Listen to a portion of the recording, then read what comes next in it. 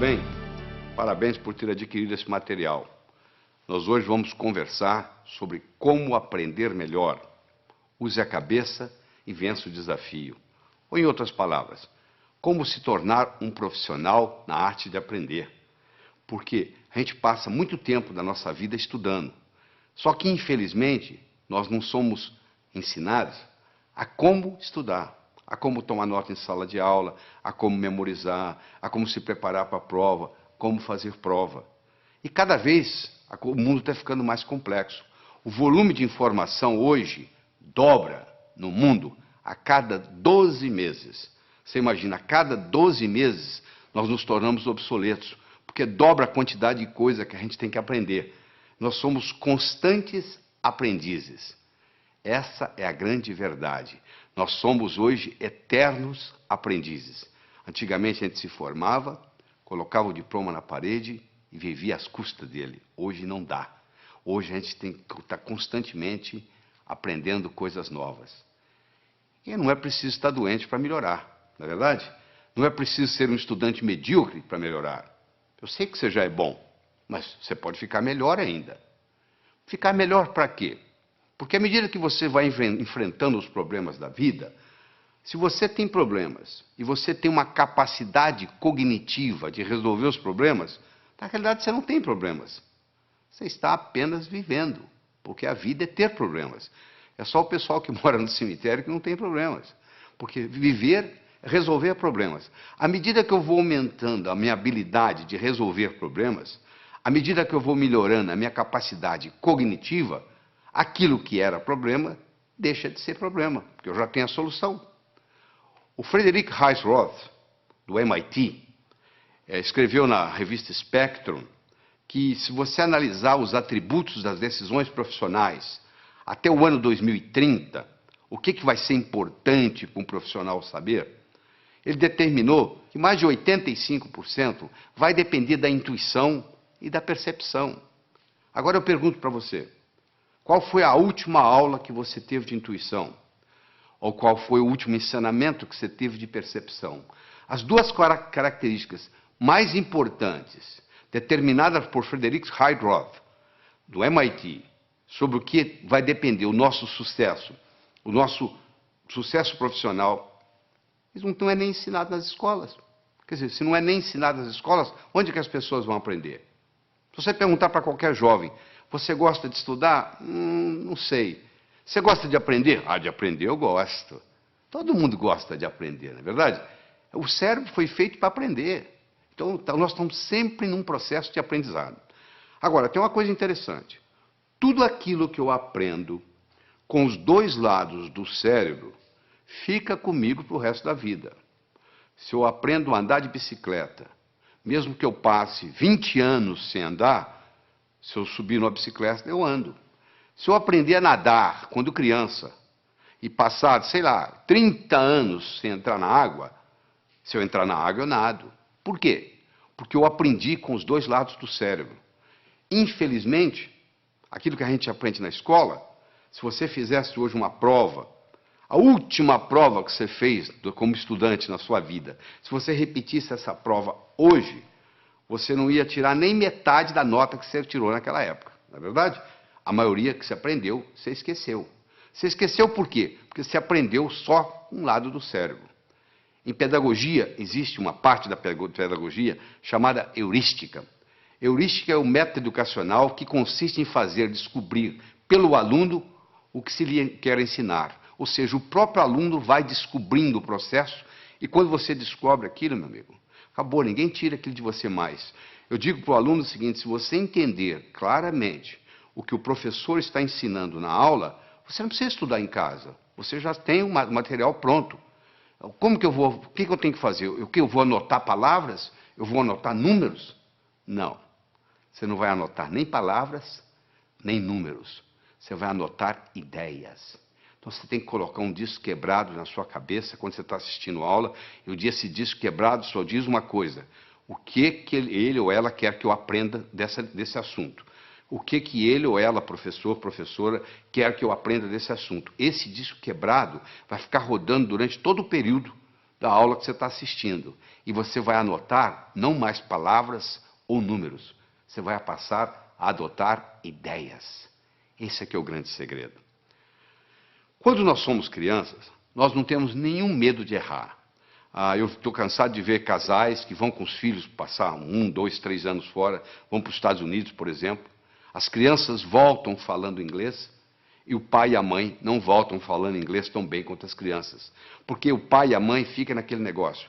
Bom, quando eu estiver falando bem, aí eu vou falar. Só que para falar bem tem que praticar. Como a criança não tem essa dificuldade, ela não tem esse problema, o que acontece? Ela fala. Porque o erro é parte integrante do processo de aprendizado. O erro, quando bem interpretado, é altamente pedagógico. Quando tudo dá certo, você não aprende nada. Agora, quando dá errado, você pode aprender com erro. Então, a primeira sugestão que eu tenho para você é erre, porque é errando que você aprende. Se você fica com muito medo de errar, o que acontece? Você não aprende nada. Existem pessoas que se fecham totalmente. Elas acham que já passou o tempo de escola, que agora não precisa aprender mais nada, que o que ela aprendeu é o suficiente para o resto da vida, o que não é verdade. Como o conhecimento dobra a cada 12 meses, aquilo que você aprendeu provavelmente vai servir muito pouco, porque muita coisa vai modificar. O mundo hoje não é mais de quem sabe. O mundo hoje é de quem aprende. Porque quem sabe pode saber coisas que são obsoletas, que não servem mais. Muitas vezes o que atrapalha a gente não é o que a gente não sabe, é o que a gente sabe e que não funciona mais. E a gente aprende com o quê? A gente aprende com o cérebro. Então, se você me permite, eu vou ter uma conversa com você agora sobre a estrutura cerebral, sobre a anatomia e sobre a fisiologia cerebral. Nós temos, na realidade, dentro do nosso cérebro, dentro do nosso crânio, melhor dizendo, 3 cérebros. Nós temos o cérebro reptiliano porque nós herdamos dos répteis. Temos o cérebro neomamífero, que herdamos dos mamíferos. E temos a neocórtex, que é a parte característica dos primatas superiores, dos animais superiores, como faz parte o homem. O cérebro reptiliano é o cérebro que dá inteligência física. É o seu coração bater, é o seu pulmão respirar. Isso faz parte do cérebro reptiliano. É a temperatura do seu corpo. Tudo isso é cuidado pelo cérebro, é o cérebro físico. Já o cérebro emocional, também conhecido com o nome de sistema límbico, ele cuida das suas emoções. E, finalmente, o neocórtex cuida da parte da cognição, cuida da parte cognitiva dos primatas superiores, que é o homem. Então, nós temos um domínio sobre os outros 2, teoricamente. Porque muitas vezes o cérebro emocional toma conta. É aquele indivíduo tranquilo, que não reage a nada, e de repente, num trânsito, num dia de movimento, num engarrafamento, ele sai do carro dele e mata alguém. Aí ele teve o que se chama um sequestro amigdaliano. Ou seja, a amígdala dele, a amígdala cerebral, não é a amígdala da garganta, não. A amígdala cerebral, que é parte desse sistema emocional, tomou conta. É importante você entender isso, porque a parte emocional do cérebro, ela interfere na parte cognitiva. Ou seja, para nós pensarmos bem, nós precisamos da parte cognitiva em si e da parte emocional. Nós precisamos dos 2 componentes para fazer o pensamento. Antes a gente pensava que uma coisa era separada da outra. Hoje nós sabemos que não. O cérebro reptiliano nós herdamos dos répteis. O réptil não tem emoção. Se você tiver um jacaré ou uma serpente como animal de estimação, se você ficar 15 dias fora de casa, ela não vai ficar com saudades. Você não vai chegar, ela vai banar o rabinho como o seu cachorro faz. O seu cachorro não. Se você tem um cachorro, ele já tem uma estrutura límbica. Esse vai sentir saudades. Esse vai ficar alegre na hora que você chega. E o neocórtex, teoricamente, é para controlar tudo isso aí. Teoricamente, para controlar. Às vezes não controla. Esse neocórtex ele se divide em 2 hemisférios. O hemisfério esquerdo, que é lógico, que é matemático, que é verbal, que é digital, e o hemisfério direito, que é analógico, que é visual, que é intuitivo. É mais ou menos assim, um passarinho para voar precisa de 2 asas.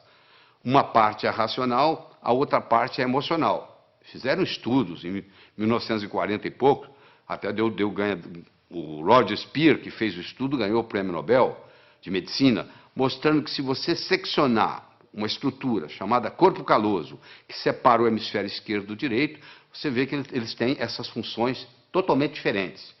E quando cerrado, quando cortado o corpo caloso, eles começam a trabalhar de uma forma independente e às vezes muito problemática. Alguns dos pacientes comissurotomizados, chamava-se comissurotomia essa cirurgia, um deles não conseguia sair de casa. Ele abotoava a camisa com a mão direita, desabotoava com a mão esquerda, abotoava com a mão direita, desabotoava com a mão esquerda. Porque um cérebro não coordenava com o outro.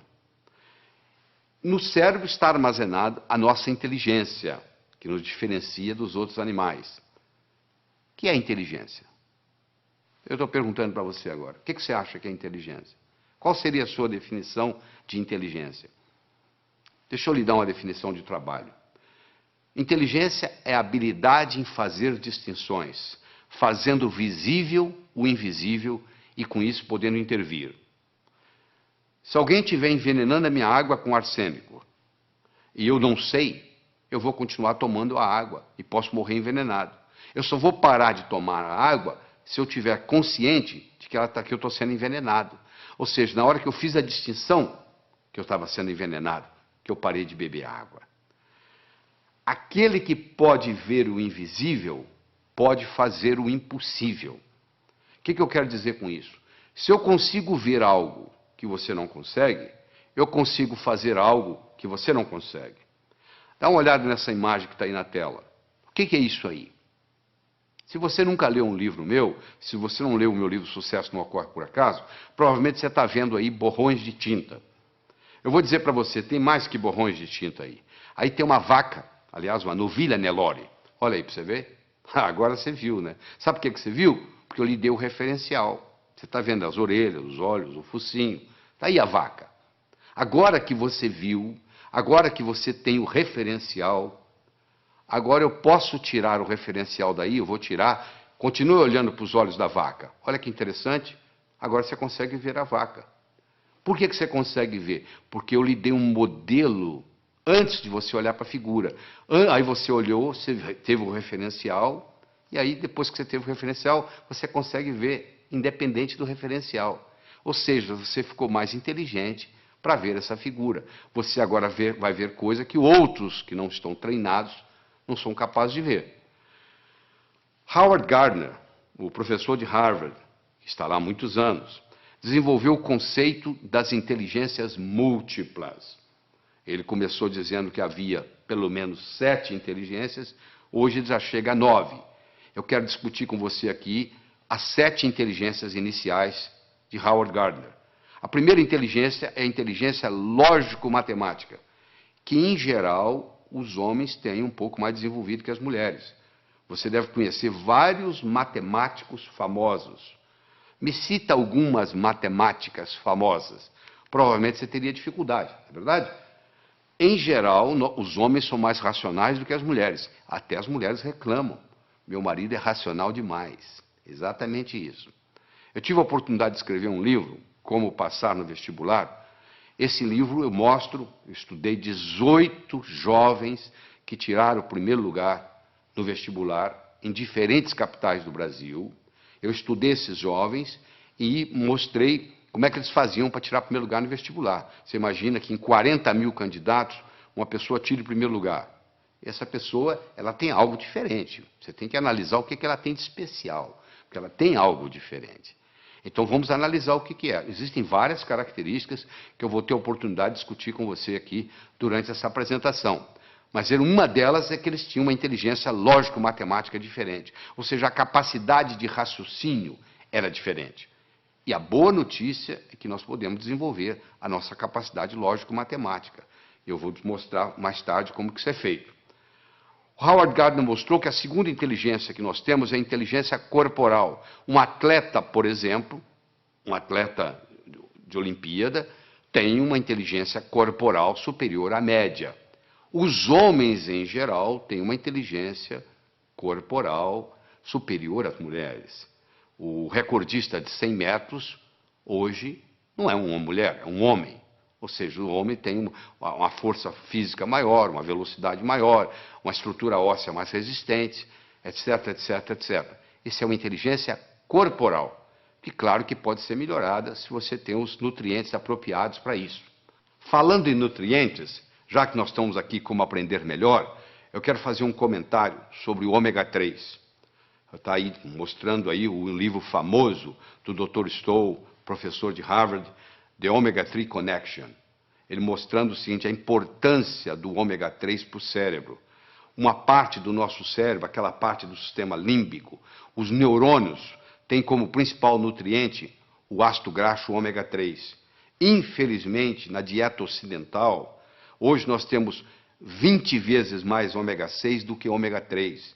E o ideal seria ter no máximo 3:1, e nós temos 20:1. E isso causa uma série de problemas, inclusive problemas de aprendizagem na escola. Muitos alunos têm problema de aprender na escola porque tem excesso de ômega 6 ou deficiência de ômega 3 no cérebro. Então, a pessoa que ingere maior quantidade de ômega 3 tem a facilidade de aprender mais. Se você tem filho que está na escola, pode checar isso. Se o seu filho começar a fazer uma dieta onde aumenta a ingestão de ômega 3, ele vai melhorar na escola. Outra coisa importante sobre alimentação que eu gostaria de conversar com você é o ovo. Existe um mito, nada mais do que um mito, de que o ovo aumenta colesterol. Isso não é verdade. Não existe nenhum trabalho científico mostrando que o ovo aumenta colesterol. O trabalho mais sério que tem sobre ovo, eles pegaram 30 estudantes de medicina de Harvard, deram 25 ovos por dia durante 3 meses, e sabe o que aconteceu com o colesterol? Baixou. O ovo é o segundo alimento mais completo. O primeiro alimento mais completo é o leite materno. O segundo é o ovo.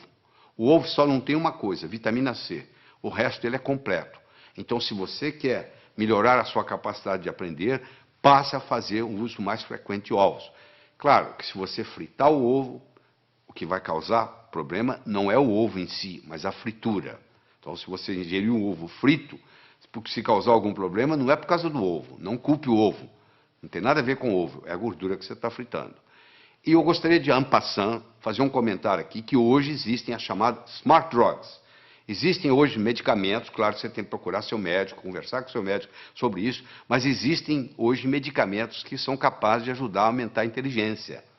Hoje, com a neurociência, mostrou-se vários nutrientes cerebrais que podem aumentar a inteligência, a capacidade de raciocínio, a concentração. Tudo isso pode ser feito, claro que tem que ser feito sob orientação médica. Eu não vou citar aqui nenhum medicamento, você procura o seu médico, conversa e diz, fiquei sabendo que existe uma coisa chamada smart drugs. Ou melhor, entra na internet, entra no Google, digita lá Smart Drugs, que você vai ver que existe uma série de ingredientes, hoje específicos, para você aumentar a sua capacidade cerebral, fazer prevenção de Alzheimer, e etc, etc, etc. Bom, vamos voltar aqui à nossa inteligência. Nós já falamos de inteligência lógico-matemática, já falamos de inteligência corporal. Eu gostaria agora de falar de duas que, reunidas, formam o que se chama inteligência emocional, que é a intrapessoal, que é de você para com você, e a interpessoal, que é de você para com os outros, ou seja, a sua inteligência comunicativa. A inteligência intrapessoal feminina é superior à inteligência intrapessoal masculina. As mulheres têm uma intuição superior aos homens, as mulheres têm uma percepção superior aos homens, as mulheres têm uma vida intrapessoal mais rica do que nós homens. Isso está provado. As mulheres também têm uma inteligência interpessoal superior, ou seja, a capacidade de se comunicar, por várias razões. Primeiro que desde criança, para obter o que querem junto aos irmãos mais fortes fisicamente, elas já tinham a capacidade de persuasão.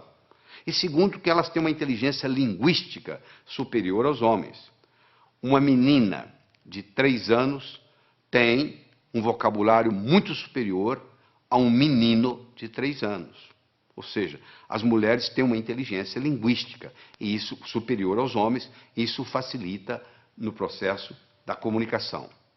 A próxima inteligência é a inteligência musical, que é mais ou menos equilibrada entre homem e mulher. E, finalmente, a sétima inteligência que eu quero mencionar aqui é a inteligência espacial, que o homem tem superior à mulher. A mulher ficava na caverna, o homem ia trabalhar. De metrô? Não. De ônibus? Não. Ele ia andando. Onde que era o escritório dele? Na selva. Ele ia caçar. Todo dia no mesmo lugar? Não. Um dia ia para o norte, outro para o sul, outro para o leste, outro para o oeste. E de noite ele tinha que voltar para casa. E ele tinha que sair fora dos inimigos, ele tinha que tomar cuidado para não confundir a caverna dele com a dos outros. Então ele desenvolveu esse senso espacial. Tanto é que quando o seu marido vai passear com você de carro e ele se perde, e você diz para ele assim, ô bem, para ali no posto e pergunta. Ele fala, não, eu sei onde eu estou. Até que ele se dá conta que ele não sabe. Aí ele fala o seguinte, eu vou parar e você pergunta, tá? Porque é uma vergonha o homem não saber voltar para a caverna. Então nós conversamos até agora sobre as 7 primeiras inteligências de Howard Gardner. A lógico-matemática, a corporal, a intrapessoal, a interpessoal, a linguística, a musical e a espacial. Agora eu quero conversar com você sobre como você aumenta essas inteligências. No processo de aprender, tem 3 modos básicos. Ou a gente aprende olhando, ou a gente aprende escutando, ou a gente aprende fazendo. Nem todo mundo aprende do mesmo modo. Tem pessoas que são visuais. Bate o olho, está resolvido. Tem pessoas que são auditivas, só precisa escutar. E tem pessoas que precisam fazer. Então você pergunta assim, tomar nota em sala de aula é bom ou ruim? Eu falo, depende do seu tipo de aprender. Se você é o tipo sinestésico de aprender, tomar nota em sala de aula vai te fazer uma diferença enorme, porque você tem que estar anotando. Agora, se você é do tipo visual ou do tipo auditivo, já não faz muita diferença.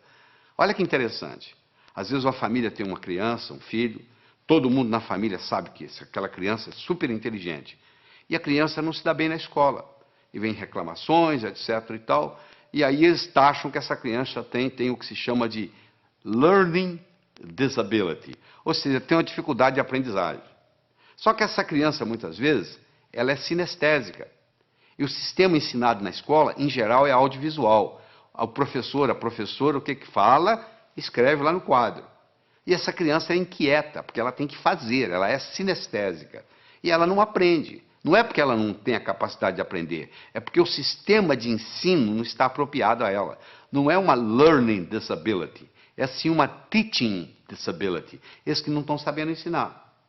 Existem testes, você pode fazer teste, eu tenho livros sobre a comunicação global, no último capítulo tem um teste, você pode olhar, você faz um teste em 10, 15 minutos, você tem uma ideia, se você é mais visual, se você é mais auditivo, se você é mais sinestésico. E isso faz uma diferença enorme, às vezes você está aprendendo do modo errado, às vezes você não é um estudante brilhante, porque você está tentando aprender num canal diferente daquele que é característica sua. Eu quero falar sobre uma outra coisa muito importante aqui, é sobre o movimento dos olhos. Você já percebeu que à medida que você vai conversando, os seus olhos estão movimentando em todas as direções? Pois é, basicamente, nós podemos colocar os nossos olhos em 9 posições diferentes. Você pode olhar para cima, para a esquerda, para o centro, para a direita. Você pode olhar na horizontal, para a esquerda, para o centro, para a direita. Você pode olhar para baixo, para a esquerda, para o centro, para a direita. Bom, vamos tirar as posições centrais, porque não tem nada a ver com a nossa aula aqui hoje, com a nossa conversa aqui hoje. Sobram 6 posições, 2 para cima, 2 na horizontal, 2 para baixo. Não é verdade? Todas as vezes que você movimenta os seus olhos para cima, você ativa a parte visual do cérebro. Toda vez que você move os seus olhos na horizontal, você ativa a parte auditiva do cérebro. E toda vez que você olha para baixo, para a sua direita aí, para a sua direita, você ativa a parte sinestésica do cérebro. Então, se eu, por exemplo, quero recordar algo, qual foi a cor da camisa que eu usei domingo passado? Pode ver que na mesma hora meu olhar vai subir. Vai subir para quê? Para procurar a cor da camisa. Ora, se eu olho para cima, para a minha esquerda, olha a sua esquerda aí, olha aí no slide. Se eu olho para cima, para a esquerda, eu estou recordando coisas. Se eu olho para cima, para a minha direita, eu estou construindo coisas. Então, se eu estou estudando, e eu quero memorizar alguma coisa, uma fórmula de física, por exemplo, eu vou olhar para cima, primeiro para a minha direita, para poder construir aquela fórmula de física dentro da minha cabeça. E depois eu vou olhar para cima, para a esquerda, para eu poder recordar, repetir aquela fórmula de física, até que ela fique parte da minha estrutura psicológica. Isso é muito importante entender, porque o movimento do olho facilita o processo. Olha só que interessante, a pessoa vai fazer o vestibular, vai fazer um teste, e chega lá e diz, eu dei branco. Por que ela deu branco?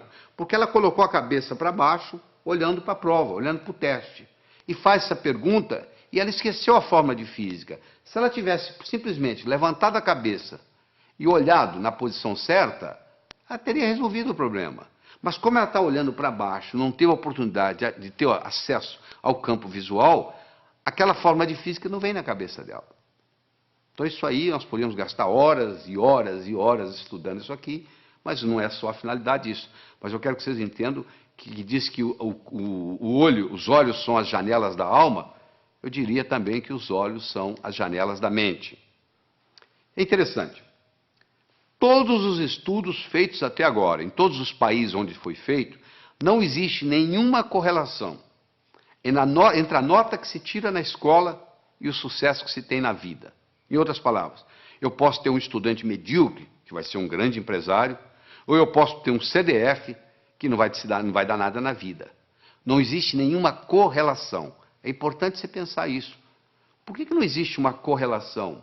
O Dr. Hicks fez isso nos Estados Unidos e provou que não havia nenhuma correlação, e outros repetiram esses estudos no mundo todo.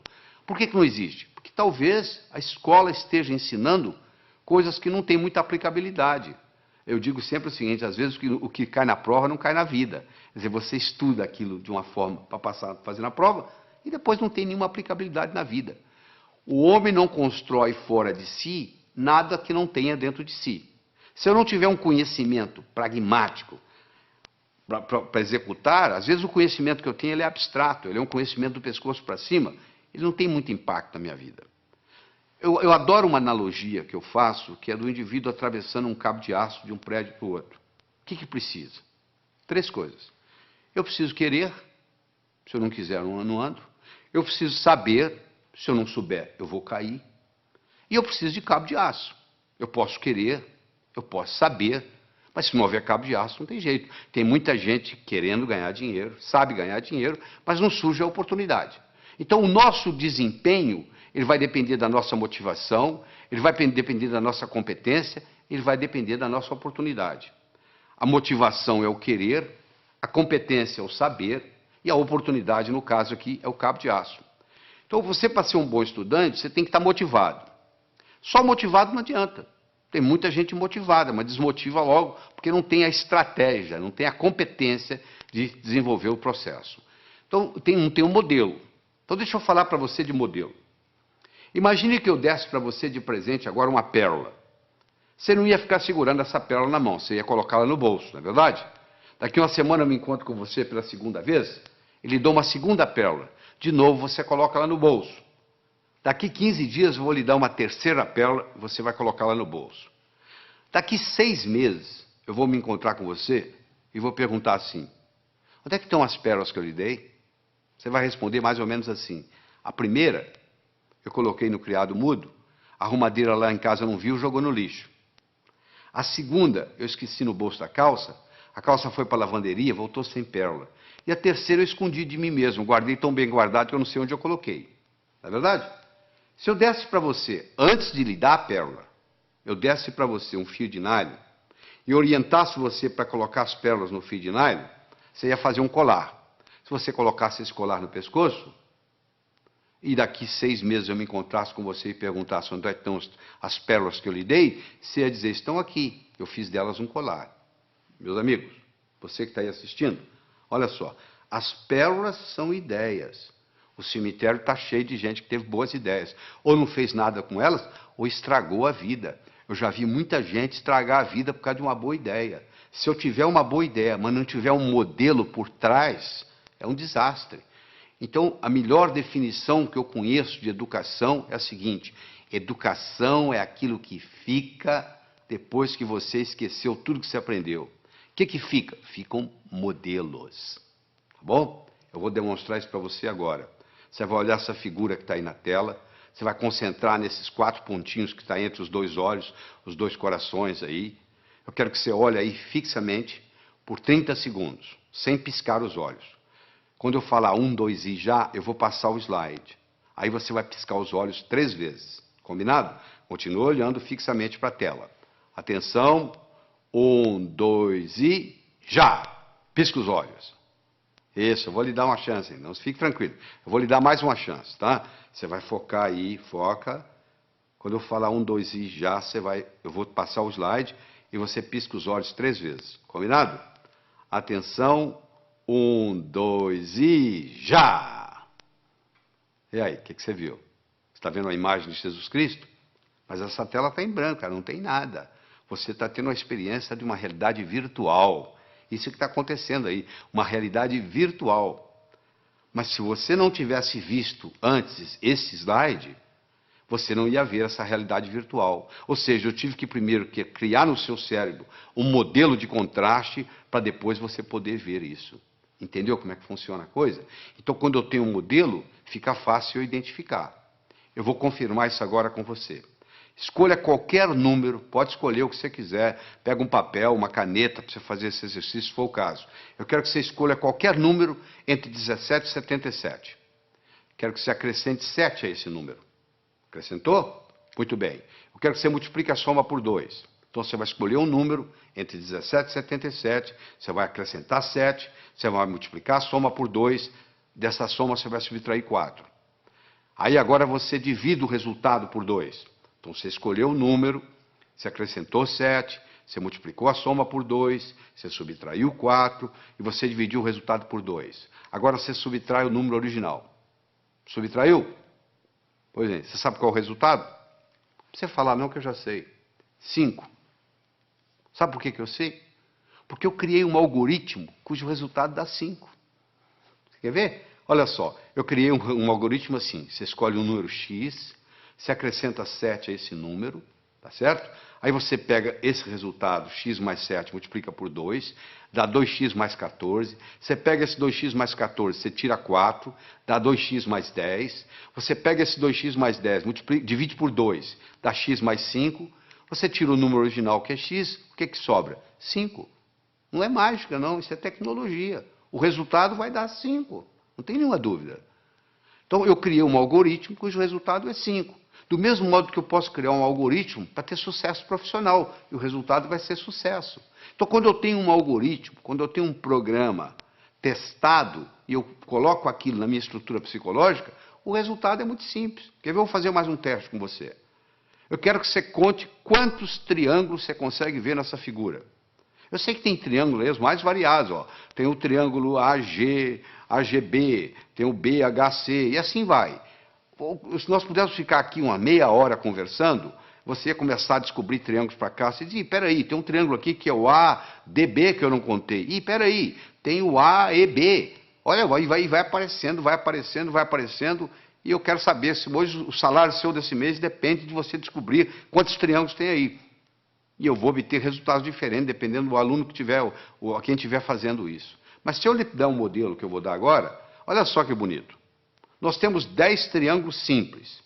Olha lá, o triângulo AGB, BHC, CHI, CID, DIJ, DJE, EJF, EFA, AFG e chega no AGB. Ou seja, você conta, tem 10 triângulos simples. Muito bem. Tem 10 triângulos duplos. O que é triângulo duplo? Eu tenho um triângulo que é o AHB, que é um triângulo duplo, ele tem 2 dentro dele. Eu tenho um triângulo que é AFB, ele também é duplo.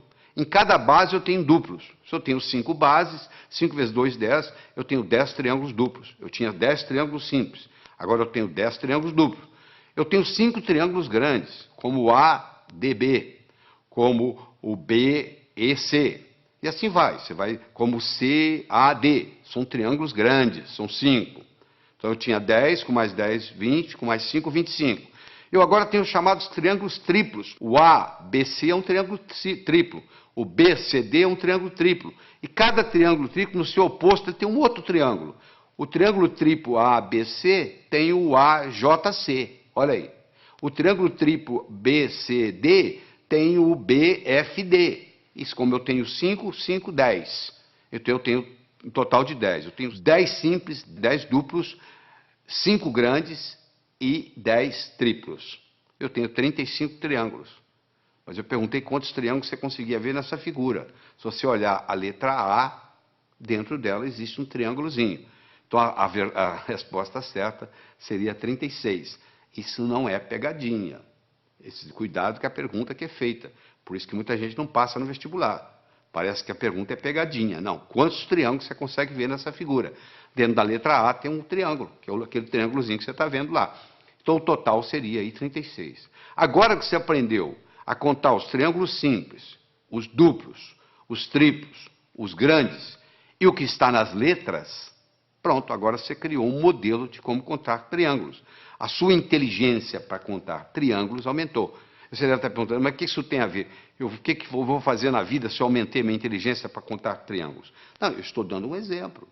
Do mesmo modo que você aumentou a sua capacidade de contar triângulos, se eu lhe der modelos outros, que nós vamos estar dando aqui durante essa apresentação, isso vai melhorar tremendamente o seu estudo. Eu mencionei que eu escrevi um livro chamado Como Passar no Vestibular. Esse livro foi fruto de um trabalho onde eu trouxe a São Paulo 18 jovens que tiraram o primeiro lugar no vestibular em diferentes capitais do Brasil. Eu trouxe 19 professores de cursinho, com pelo menos 15 anos ensinando gente a passar no vestibular, e vários vestibulandos, primeiro aluno de turma de grandes cursinhos em São Paulo. Durante 12 horas, nós respondemos apenas uma pergunta. O que faz um jovem passar em primeiro lugar no vestibular? E depois de toda essa análise, nós descobrimos 3 coisas básicas que existem em todos os que passam em primeiro lugar. Primeiro é a autoconfiança. Só a autoconfiança não faz você passar no vestibular. Sem autoconfiança, você não passa no vestibular. Então, nós vamos ensinar a desenvolver a autoconfiança. Isso é importante. Aquele branco que dá na prova, muitas vezes, é falta de autoconfiança. Então, a autoconfiança é fundamental. Todos esses jovens que passaram em primeiro lugar no vestibular tinham confiança de que iam passar no vestibular. Essa é a primeira coisa. Segundo, todos eles tinham motivação para estudar. O vestibular não era um obstáculo, era uma etapa. Porque a visão deles estava lá na frente. O que eles iam fazer depois de formado? Eles já estavam pensando lá na frente. E aquele vestibular era nada mais, nada menos do que uma etapa, e não um obstáculo. E todos esses 18 jovens que tiraram o primeiro lugar, eles tinham estratégia em tomar nota em sala de aula, estratégia em se preparar para a prova, estratégia em fazer prova, estratégia em estudar em casa, tudo isso, estratégia em ler, estratégia em memorizar, todos eles, sem exceção, usavam mnemônicos, usavam um processo de memorização, provando que todos nós temos uma ótima memória. Às vezes nós não sabemos usar essa memória. A Helen Keller, que, como você sabe, era surda, era cega, e etc, etc, etc, e acabou sendo uma grande escritora, eu recomendo você ler a biografia de Helen Keller, que é fabulosa, ela tinha uma frase famosa que ela dizia assim: jamais alguém concordará em rastejar se sentir um impulso para voar. Todo ser humano tem um impulso para crescer, faz parte do espírito humano. A pessoa nunca chega e fala, eu quero piorar. Todo mundo está querendo melhorar, não é verdade? Você, eu, todos nós estamos querendo melhorar. Agora, que infelizmente, uma pequena minoria consegue isso, que a maioria navega na vida, a deriva. Por quê? Porque lá na escola, o professor não soube ensinar a pessoa como estudar. Porque já que você vai estudar tantos anos, já que você vai depender de tudo isso, da leitura, tanto tempo, nós brasileiros lemos numa velocidade muito lenta. Nós temos um problema muito grande com leitura. E eu vou ter a oportunidade de discutir isso aqui com você. Mas deixa eu começar a desenvolver com você a inteligência lógico-matemática. Então eu tenho um probleminha aí, olha que bonito. 9 executivos se encontram para a discussão de um projeto. Antes da reunião se iniciar, eles se cumprimentam, cada um apertando a mão de todos os outros. Eu quero saber quantos apertos de mão ocorreram. Esse é um problema simples que já caiu no vestibular. É uma coisa simples. Você tem 9 executivos, cada um vai apertar a mão do outro, e eu quero saber quantos apertos de mão. Por onde você começa? Bom, então vamos ver? Coloque-se lá dentro. Você é um deles. Ora, se são 9, você é um dos 9. Você não vai apertar a mão de você mesmo. Você vai apertar a mão de 8. Não é verdade? Ora, se você vai apertar a mão de 8, cada um vai apertar a mão de 8. Ora, se são 9, cada um apertando a mão de 8, 9 vezes 8, 72. Só que quando eu aperto a sua mão, você aperta a minha. Então eu tenho que dividir isso por 2. São 36 apertos de mão. Ah, que beleza, quer dizer que é assim? E se fosse 8? Vamos pegar 8 executivos. Bom, se são 8 executivos, cada um não vai apertar a própria mão, ou seja, vai apertar a mão de 7. Cada um dos 8 vai apertar 7 mãos. 8 vezes 7, 56. Dividir por 2 dá 28. Ah, e se fossem 6 executivos? 6 vezes 5, 30. Não é verdade? Dividir por 2, 15. 15 apertos. Olha que bacana, aí eu chego a um algoritmo, que eu tenho que multiplicar o número de executivos vezes o número de executivos menos 1, dividido por 2. Se eu tivesse 10 executivos, você me responde agora, quantos apertos de mão? 10 vezes 9, 90, dividido por 2, 45. 45. Quanto tempo você gastou para fazer isso? 1 segundo. Por que você gastou 1 segundo? Porque eu criei no seu cérebro um algoritmo. De repente, nesse assunto, você ficou mais inteligente. Se eu começo a criar algoritmos básicos para você, esses algoritmos básicos vão criando, vão aumentando a nossa inteligência lógico-matemática. Eu disse no começo e vou repetir, que inteligência é coisa que se aprende, é coisa que se adquire. Só 15% da nossa inteligência é herdada.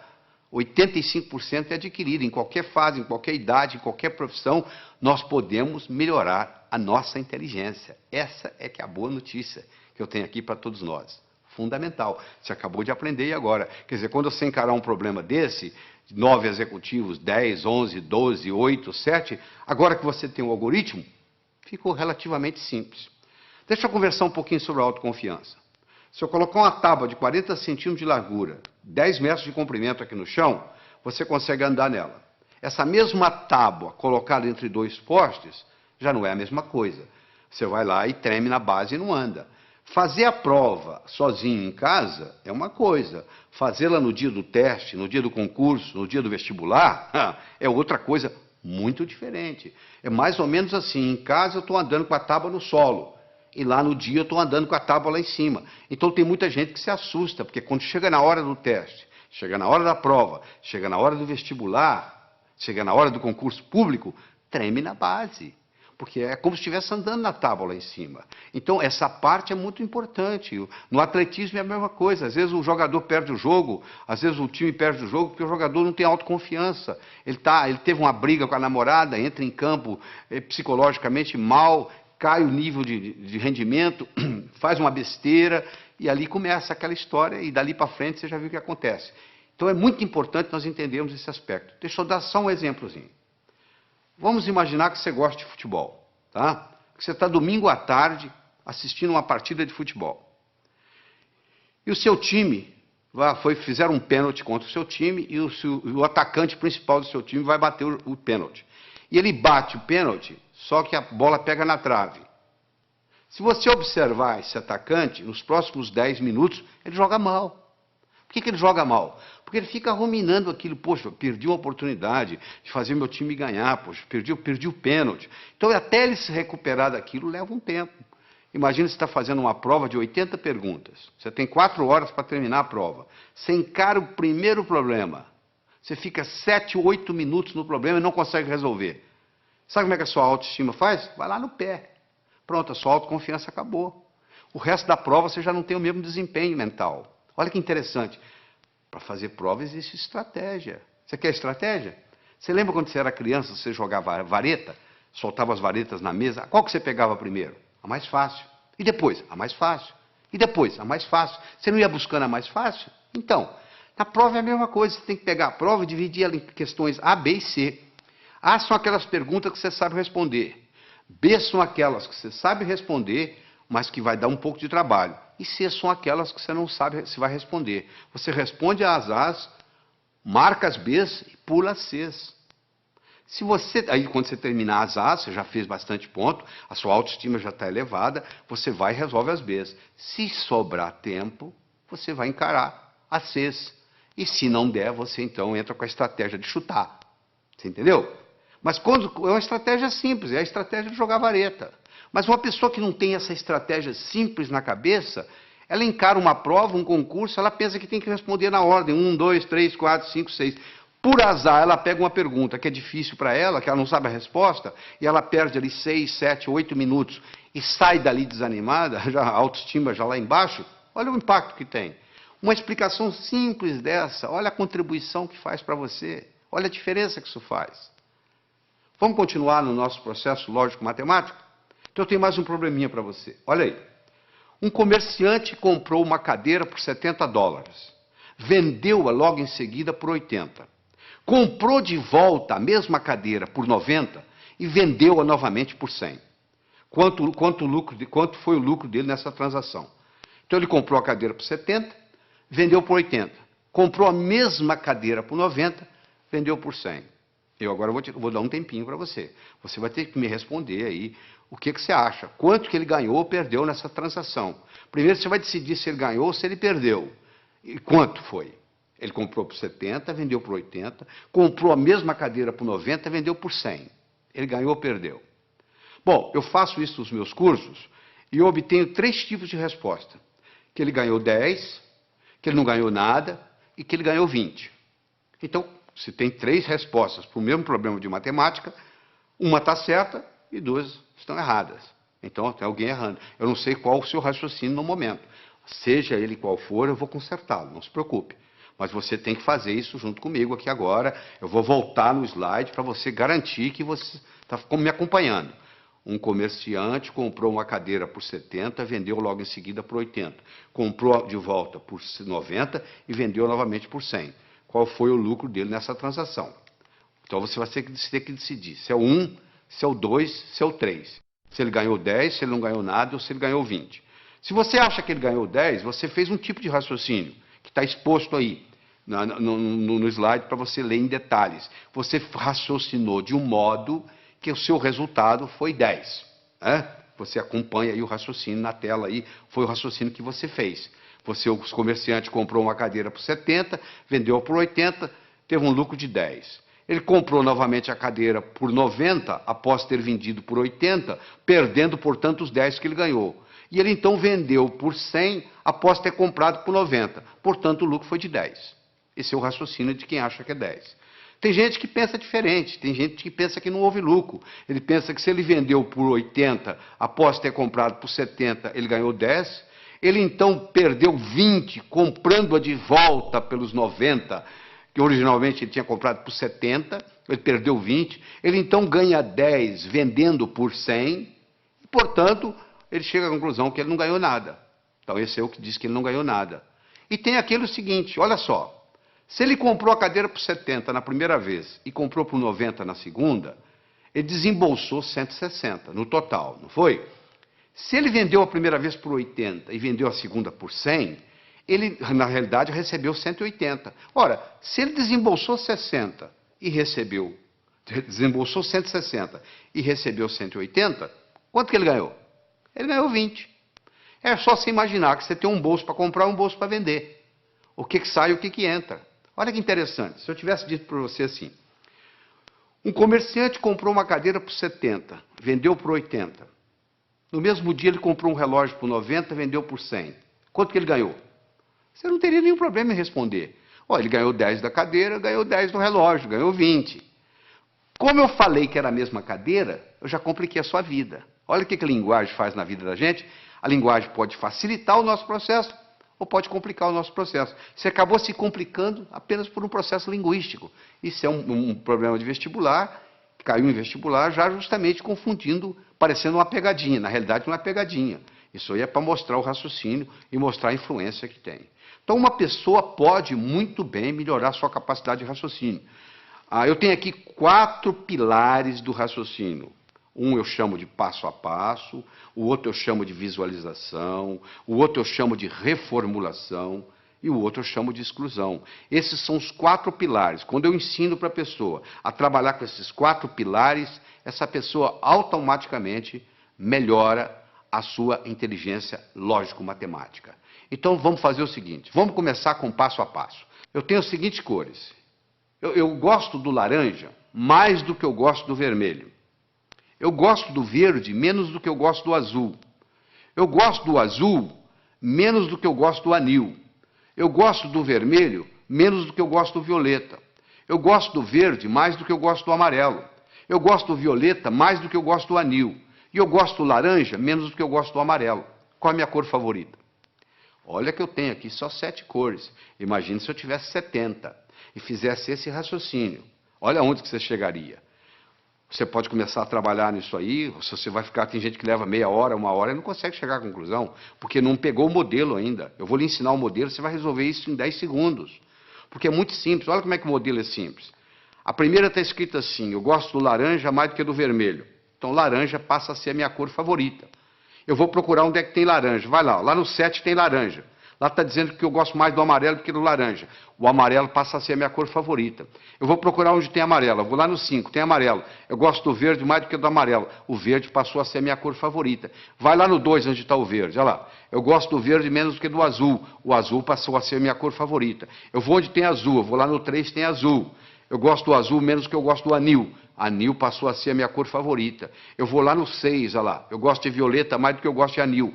Violeta passou a ser a minha cor favorita. Eu vou lá no 4, onde tem violeta, e confirmo. O violeta gosto mais do que o vermelho.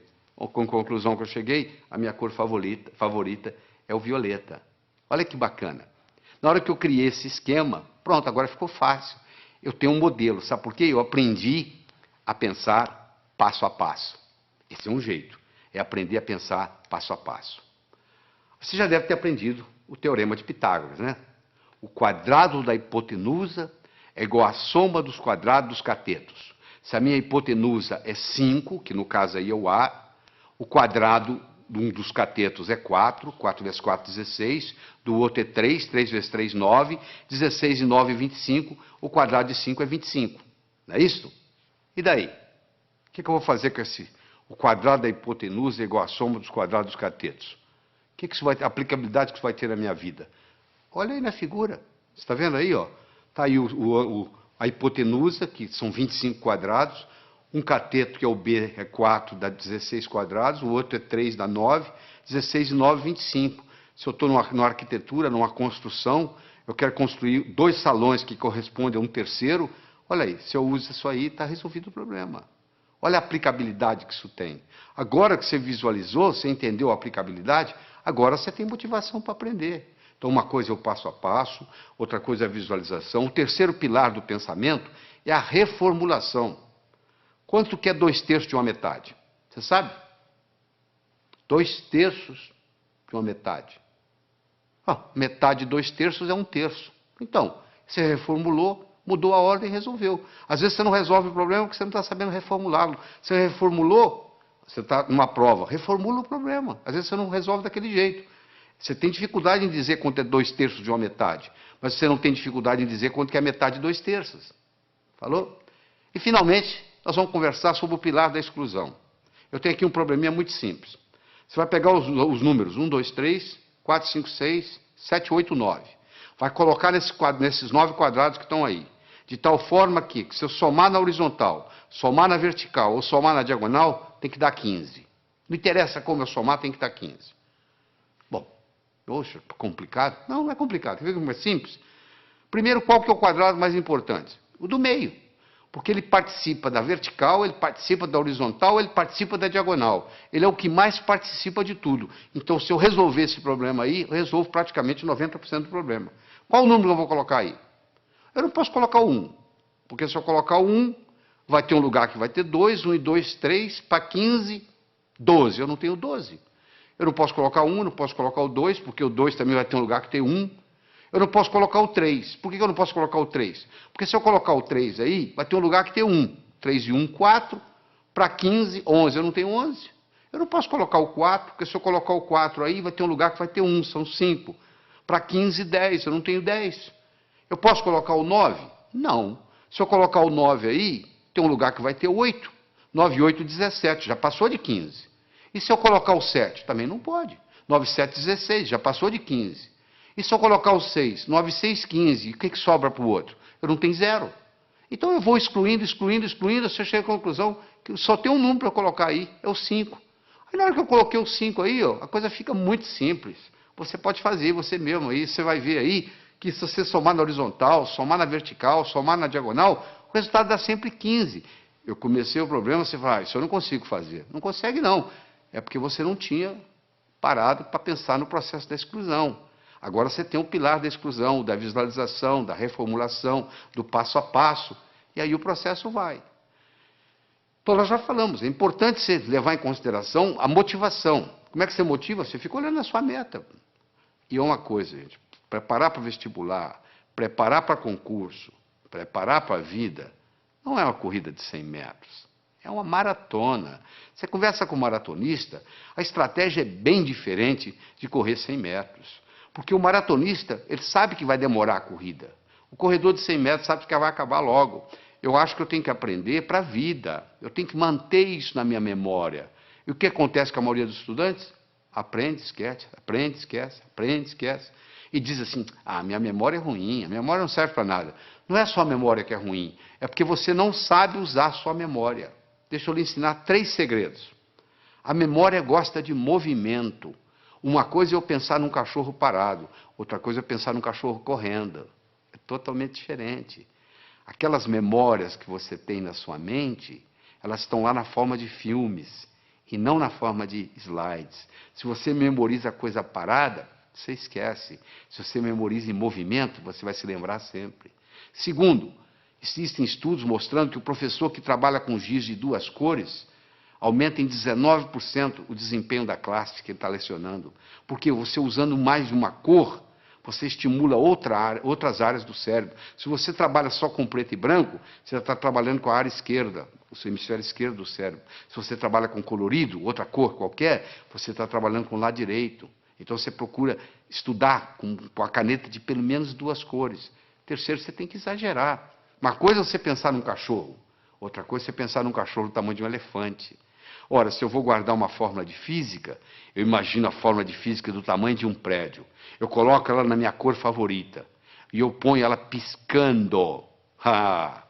Aquilo nunca mais sai da minha cabeça. Eu vou memorizar um telefone, eu imagino os números do tamanho de um prédio. Eu imagino os números coloridos, eu imagino os números piscando. Pronto, aquilo ali memoriza. Então não existe essa história de memória ruim. Todos temos uma boa memória. Se você tem um carro novinho e você não sabe dirigi-lo, ele não vai ter nenhuma utilidade para você. Você não vai culpar o carro. É a sua habilidade de dirigir que tem que melhorar. A sua memória não tem problema nenhum, só que você não sabe usá-la. Isso é diferente. Então ela gosta de movimento, ela gosta de cores, ela gosta de exagero, ela gosta de mnemônicos. Todos esses jovens, 18 jovens que eu estudei, que tiraram o primeiro lugar no vestibular, todos eles, sem exceção, trabalhavam com mnemônicos. Você quer ver um mnemônico simples? 30 dias tem abril, junho, setembro e novembro. De 28 só a 1, todos os demais 31. Pronto. Se o mês tem 30 ou tem 31 dias, está aí para você na tela aí, o mnemônico para você olhar. Então você tem que criar seus próprios mnemônicos, um jeito de você fazer para facilitar a sua memória. Todos os 18 jovens não só trabalhavam com mnemônicos, mas trabalhavam com fichas de revisão. Eles faziam verdadeiros baralhos, baralho de física, baralho de química, baralho de biologia, e eles iam colocando aquilo ali, fazendo toda noite antes de dormir, eles faziam uma revisão. A medicina mostra que os últimos 20 minutos, o que você vivencia nos últimos 20 minutos antes de dormir, rumina na sua cabeça a noite toda. Se você estuda o dia inteiro, vai assistir televisão e vai para a cama, o que vai ruminar não é o que você estudou durante o dia, é a televisão que você assistiu. Então você estuda o dia todo, vai, assista a sua televisão merecidamente, volta à mesa de estudos, estuda mais 10, 15 minutos, aí você vai para a cama, aí você vai passar no concurso, você vai passar no vestibular, porque você está ruminando a noite toda aqueles 15 minutos de revisão, e aí vem a hora da revisão. Você tem que ter como se fosse você vai ter que ter um fichário, como se fosse um baralho mesmo, um baralho de física, um baralho de química, um baralho de biologia, e você passa o olho ali, vai passando o olho. Repetição é a mãe do aprendizado, não é verdade? Como é que você aprendeu a andar? Você levantou, caiu, levantou, caiu, levantou, caiu, até que um dia você andou. Então é muito importante você entender isso. É muito importante você colocar ritmo e rima, é muito importante você... o contexto. É fundamental o contexto. Você não tem ideia do contexto. O contexto é assim, quer ver? Onde é que eu coloquei a chave? Onde é que eu coloquei aquela chave? Você não consegue se lembrar. Aí, de repente, você entra naquele quarto. Coloquei ali. Porque você entrou no contexto onde estava a chave. Ora, se eu estou lá na prova, eu estou tentando lembrar aquela fórmula de física, eu não consigo lembrar a fórmula de física, não consigo me lembrar, aí eu fecho os olhos, me transporto para a minha mesa de estudos, lá onde eu estudei aquela fórmula, de repente vem na cabeça. Isso é um truque espetacular para a memória. E outra coisa importante é a respiração ajudando na memorização. Nós desenvolvemos uma respiração que eu digo assim, inspire em 4, segure em 4, solte em 4. Por quê? Porque naquela posição que você fica para estudar ou para fazer prova, depois de um certo tempo, o oxigênio no seu cérebro começa a cair.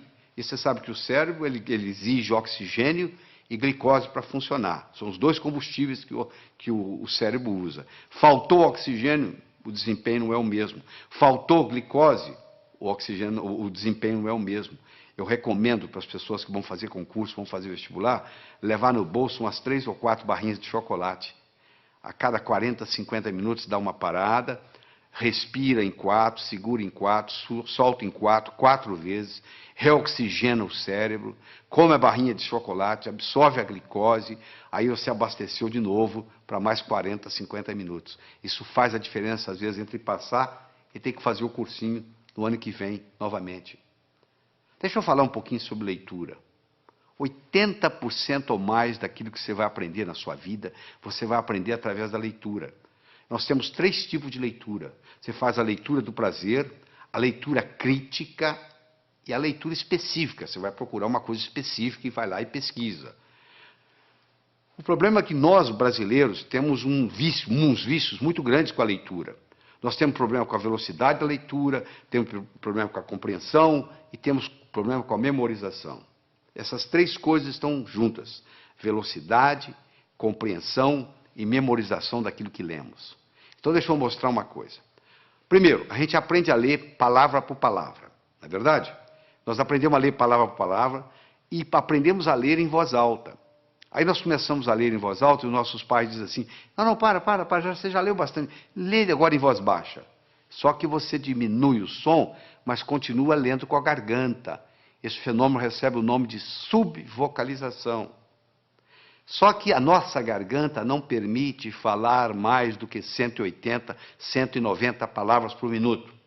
Se você lê com a garganta, e a maioria lê, porque se você colocar uma pessoa lendo em silêncio e colocar um eletrodo aqui na área da laringe, você vai perceber que à medida que ela vai lendo, ela vai ativando a laringe. Se você tem esse vício de subvocalização, você está limitado a 190 palavras por minuto. Olha que interessante. O nosso cérebro chega a pensar 1000 palavras por minuto.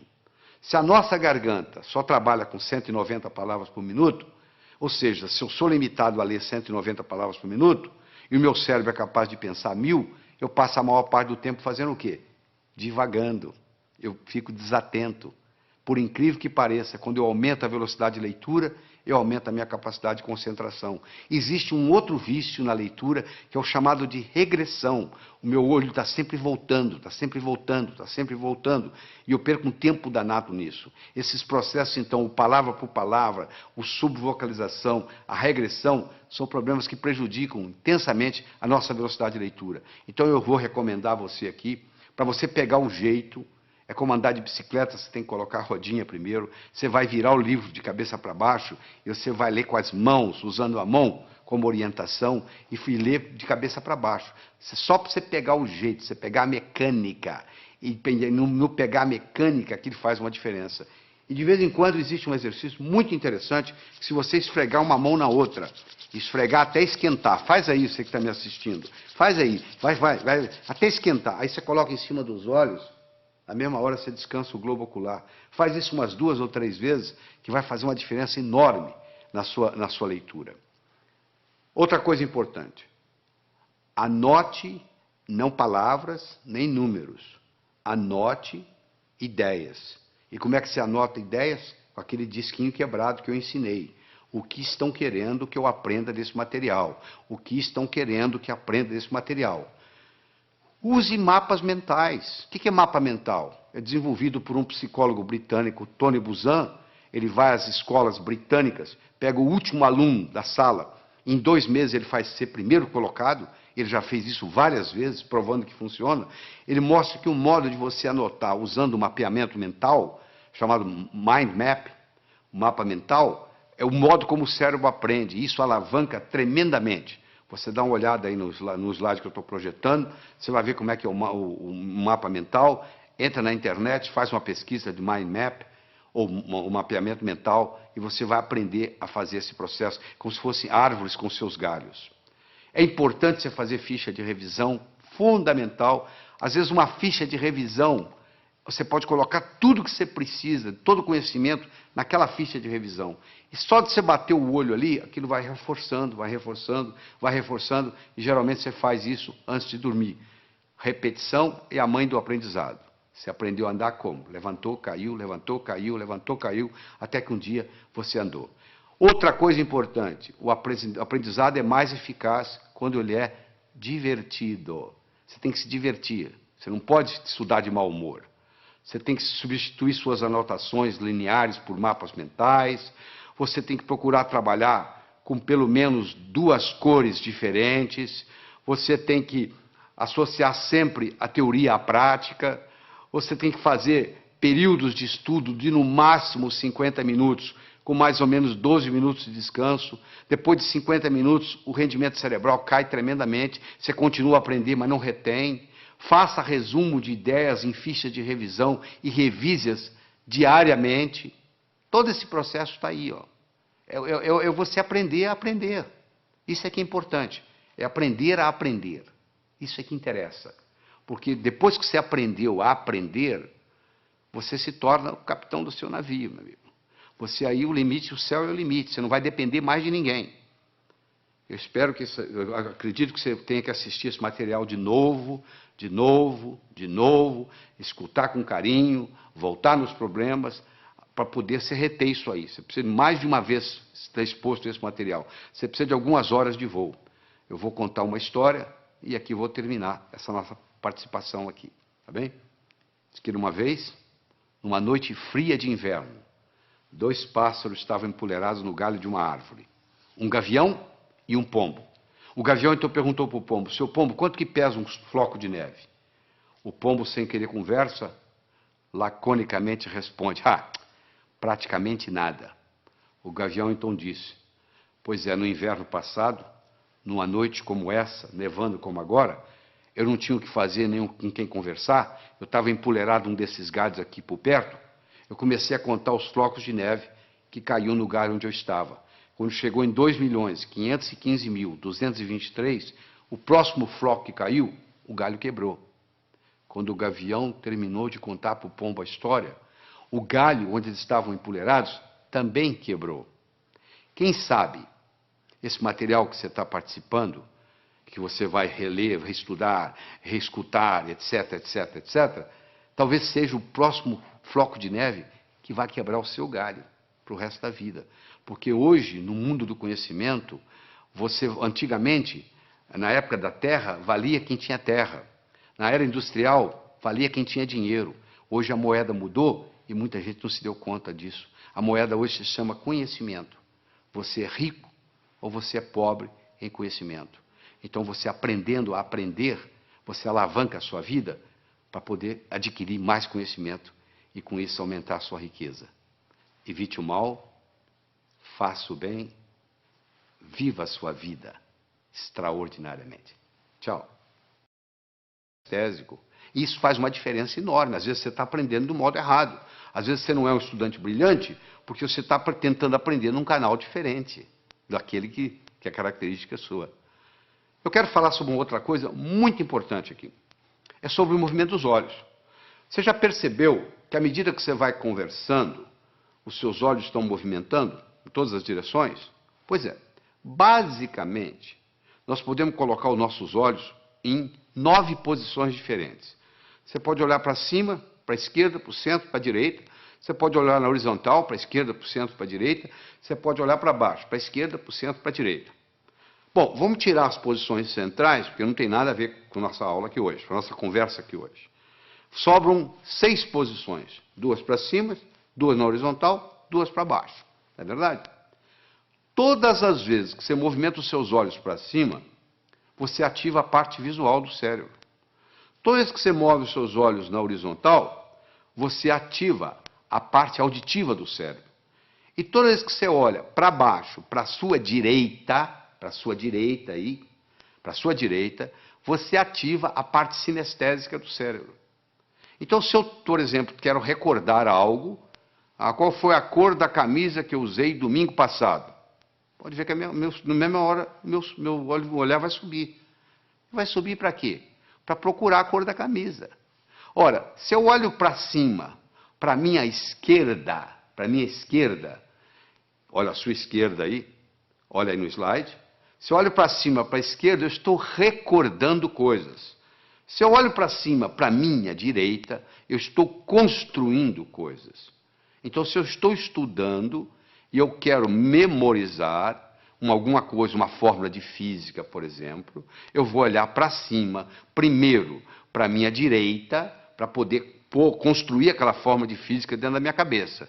E depois eu vou olhar para cima, para a esquerda, para eu poder recordar, repetir aquela fórmula de física, até que ela fique parte da minha estrutura psicológica. Isso é muito importante entender, porque o movimento do olho facilita o processo. Olha só que interessante. A pessoa vai fazer o vestibular, vai fazer um teste, e chega lá e diz, eu dei branco. Por que ela deu branco? Porque ela colocou a cabeça para baixo, olhando para a prova, olhando para o teste. E faz essa pergunta, e ela esqueceu a fórmula de física. Se ela tivesse simplesmente levantado a cabeça e olhado na posição certa, ela teria resolvido o problema. Mas como ela está olhando para baixo, não teve a oportunidade de ter acesso ao campo visual, aquela forma de física não vem na cabeça dela. Então isso aí, nós podemos gastar horas e horas e horas estudando isso aqui, mas não é só a finalidade disso. Mas eu quero que vocês entendam que diz que os olhos são as janelas da alma, eu diria também que os olhos são as janelas da mente. É interessante.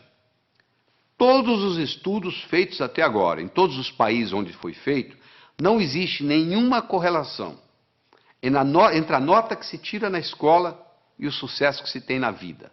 Em outras palavras, eu posso ter um estudante medíocre, que vai ser um grande empresário, ou eu posso ter um CDF, que não vai dar nada na vida. Não existe nenhuma correlação. É importante você pensar isso. Por que não existe uma correlação? O Dr. Hicks fez isso nos Estados Unidos e provou que não havia nenhuma correlação, e outros repetiram esses estudos no mundo todo. Por que não existe? Porque talvez a escola esteja ensinando coisas que não têm muita aplicabilidade. Eu digo sempre o seguinte, às vezes o que cai na prova não cai na vida. Quer dizer, você estuda aquilo de uma forma para fazer na prova, e depois não tem nenhuma aplicabilidade na vida. O homem não constrói fora de si nada que não tenha dentro de si. Se eu não tiver um conhecimento pragmático para executar, às vezes o conhecimento que eu tenho ele é abstrato, ele é um conhecimento do pescoço para cima, ele não tem muito impacto na minha vida. Eu adoro uma analogia que eu faço, que é do indivíduo atravessando um cabo de aço de um prédio para o outro. O que precisa? 3 coisas. Eu preciso querer, se eu não quiser, eu não ando. Eu preciso saber, se eu não souber, eu vou cair. E eu preciso de cabo de aço. Eu posso querer, eu posso saber, mas se não houver cabo de aço, não tem jeito. Tem muita gente querendo ganhar dinheiro, sabe ganhar dinheiro, mas não surge a oportunidade. Então, o nosso desempenho, ele vai depender da nossa motivação, ele vai depender da nossa competência, ele vai depender da nossa oportunidade. A motivação é o querer, a competência é o saber, e a oportunidade, no caso aqui, é o cabo de aço. Então, você, para ser um bom estudante, você tem que estar motivado. Só motivado não adianta. Tem muita gente motivada, mas desmotiva logo, porque não tem a estratégia, não tem a competência de desenvolver o processo. Então, não tem um modelo. Então, deixa eu falar para você de modelo. Imagine que eu desse para você de presente agora uma pérola. Você não ia ficar segurando essa pérola na mão, você ia colocá-la no bolso, não é verdade? Daqui uma semana eu me encontro com você pela segunda vez, e lhe dou uma segunda pérola. De novo, você coloca ela no bolso. Daqui 15 dias eu vou lhe dar uma terceira pérola, você vai colocá-la no bolso. Daqui 6 meses eu vou me encontrar com você e vou perguntar assim, onde é que estão as pérolas que eu lhe dei? Você vai responder mais ou menos assim, a primeira eu coloquei no criado mudo, a arrumadeira lá em casa não viu, jogou no lixo. A segunda eu esqueci no bolso da calça, a calça foi para a lavanderia, voltou sem pérola. E a terceira eu escondi de mim mesmo, guardei tão bem guardado que eu não sei onde eu coloquei. Não é verdade? Se eu desse para você, antes de lhe dar a pérola, eu desse para você um fio de nylon e orientasse você para colocar as pérolas no fio de nylon, você ia fazer um colar. Se você colocasse esse colar no pescoço, e daqui 6 meses eu me encontrasse com você e perguntasse onde estão as pérolas que eu lhe dei, você ia dizer, estão aqui, eu fiz delas um colar. Meus amigos, você que está aí assistindo, olha só, as pérolas são ideias. O cemitério está cheio de gente que teve boas ideias. Ou não fez nada com elas, ou estragou a vida. Eu já vi muita gente estragar a vida por causa de uma boa ideia. Se eu tiver uma boa ideia, mas não tiver um modelo por trás, é um desastre. Então, a melhor definição que eu conheço de educação é a seguinte: educação é aquilo que fica depois que você esqueceu tudo que você aprendeu. O que fica? Ficam modelos. Tá bom? Eu vou demonstrar isso para você agora. Você vai olhar essa figura que está aí na tela, você vai concentrar nesses 4 pontinhos que está entre os 2 olhos, os 2 corações aí. Eu quero que você olhe aí fixamente por 30 segundos, sem piscar os olhos. Quando eu falar 1, 2 e já, eu vou passar o slide. Aí você vai piscar os olhos 3 vezes. Combinado? Continua olhando fixamente para a tela. Atenção. 1, 2 e já! Pisca os olhos. Isso, eu vou lhe dar uma chance, não fique tranquilo. Eu vou lhe dar mais uma chance, tá? Você vai focar aí, foca. Quando eu falar 1, 2 e já, eu vou passar o slide e você pisca os olhos 3 vezes. Combinado? Atenção. 1, 2 e já! E aí, o que você viu? Você está vendo a imagem de Jesus Cristo? Mas essa tela está em branco, não tem nada. Você está tendo uma experiência de uma realidade virtual. Isso que está acontecendo aí, uma realidade virtual. Mas se você não tivesse visto antes esse slide, você não ia ver essa realidade virtual. Ou seja, eu tive que primeiro criar no seu cérebro um modelo de contraste para depois você poder ver isso. Entendeu como é que funciona a coisa? Então, quando eu tenho um modelo, fica fácil eu identificar. Eu vou confirmar isso agora com você. Escolha qualquer número, pode escolher o que você quiser. Pega um papel, uma caneta para você fazer esse exercício, se for o caso. Eu quero que você escolha qualquer número entre 17 e 77. Quero que você acrescente 7 a esse número. Acrescentou? Muito bem. Eu quero que você multiplique a soma por 2. Então, você vai escolher um número entre 17 e 77, você vai acrescentar 7, você vai multiplicar a soma por 2, dessa soma você vai subtrair 4. Aí, agora, você divide o resultado por 2. Então, você escolheu o número, você acrescentou 7, você multiplicou a soma por 2, você subtraiu 4 e você dividiu o resultado por 2. Agora, você subtrai o número original. Subtraiu? Pois é, você sabe qual é o resultado? Não precisa falar não, que eu já sei. 5. Sabe por que eu sei? Porque eu criei um algoritmo cujo resultado dá 5. Você quer ver? Olha só, eu criei um algoritmo assim. Você escolhe um número X, você acrescenta 7 a esse número, tá certo? Aí você pega esse resultado, x mais 7, multiplica por 2, dá 2x mais 14. Você pega esse 2x mais 14, você tira 4, dá 2x mais 10. Você pega esse 2x mais 10, divide por 2, dá x mais 5. Você tira o número original, que é x, o que sobra? 5. Não é mágica, não, isso é tecnologia. O resultado vai dar 5, não tem nenhuma dúvida. Então, eu criei um algoritmo cujo resultado é 5. Do mesmo modo que eu posso criar um algoritmo para ter sucesso profissional, e o resultado vai ser sucesso. Então, quando eu tenho um algoritmo, quando eu tenho um programa testado, e eu coloco aquilo na minha estrutura psicológica, o resultado é muito simples. Quer ver? Eu vou fazer mais um teste com você. Eu quero que você conte quantos triângulos você consegue ver nessa figura. Eu sei que tem triângulos aí, os mais variados. Ó. Tem o triângulo AG, AGB, tem o BHC, e assim vai. Se nós pudéssemos ficar aqui uma meia hora conversando, você ia começar a descobrir triângulos para cá. Você diz, peraí, tem um triângulo aqui que é o ADB que eu não contei. Ih, peraí, tem o AEB. Olha, vai aparecendo, vai aparecendo, vai aparecendo. E eu quero saber se hoje o salário seu desse mês depende de você descobrir quantos triângulos tem aí.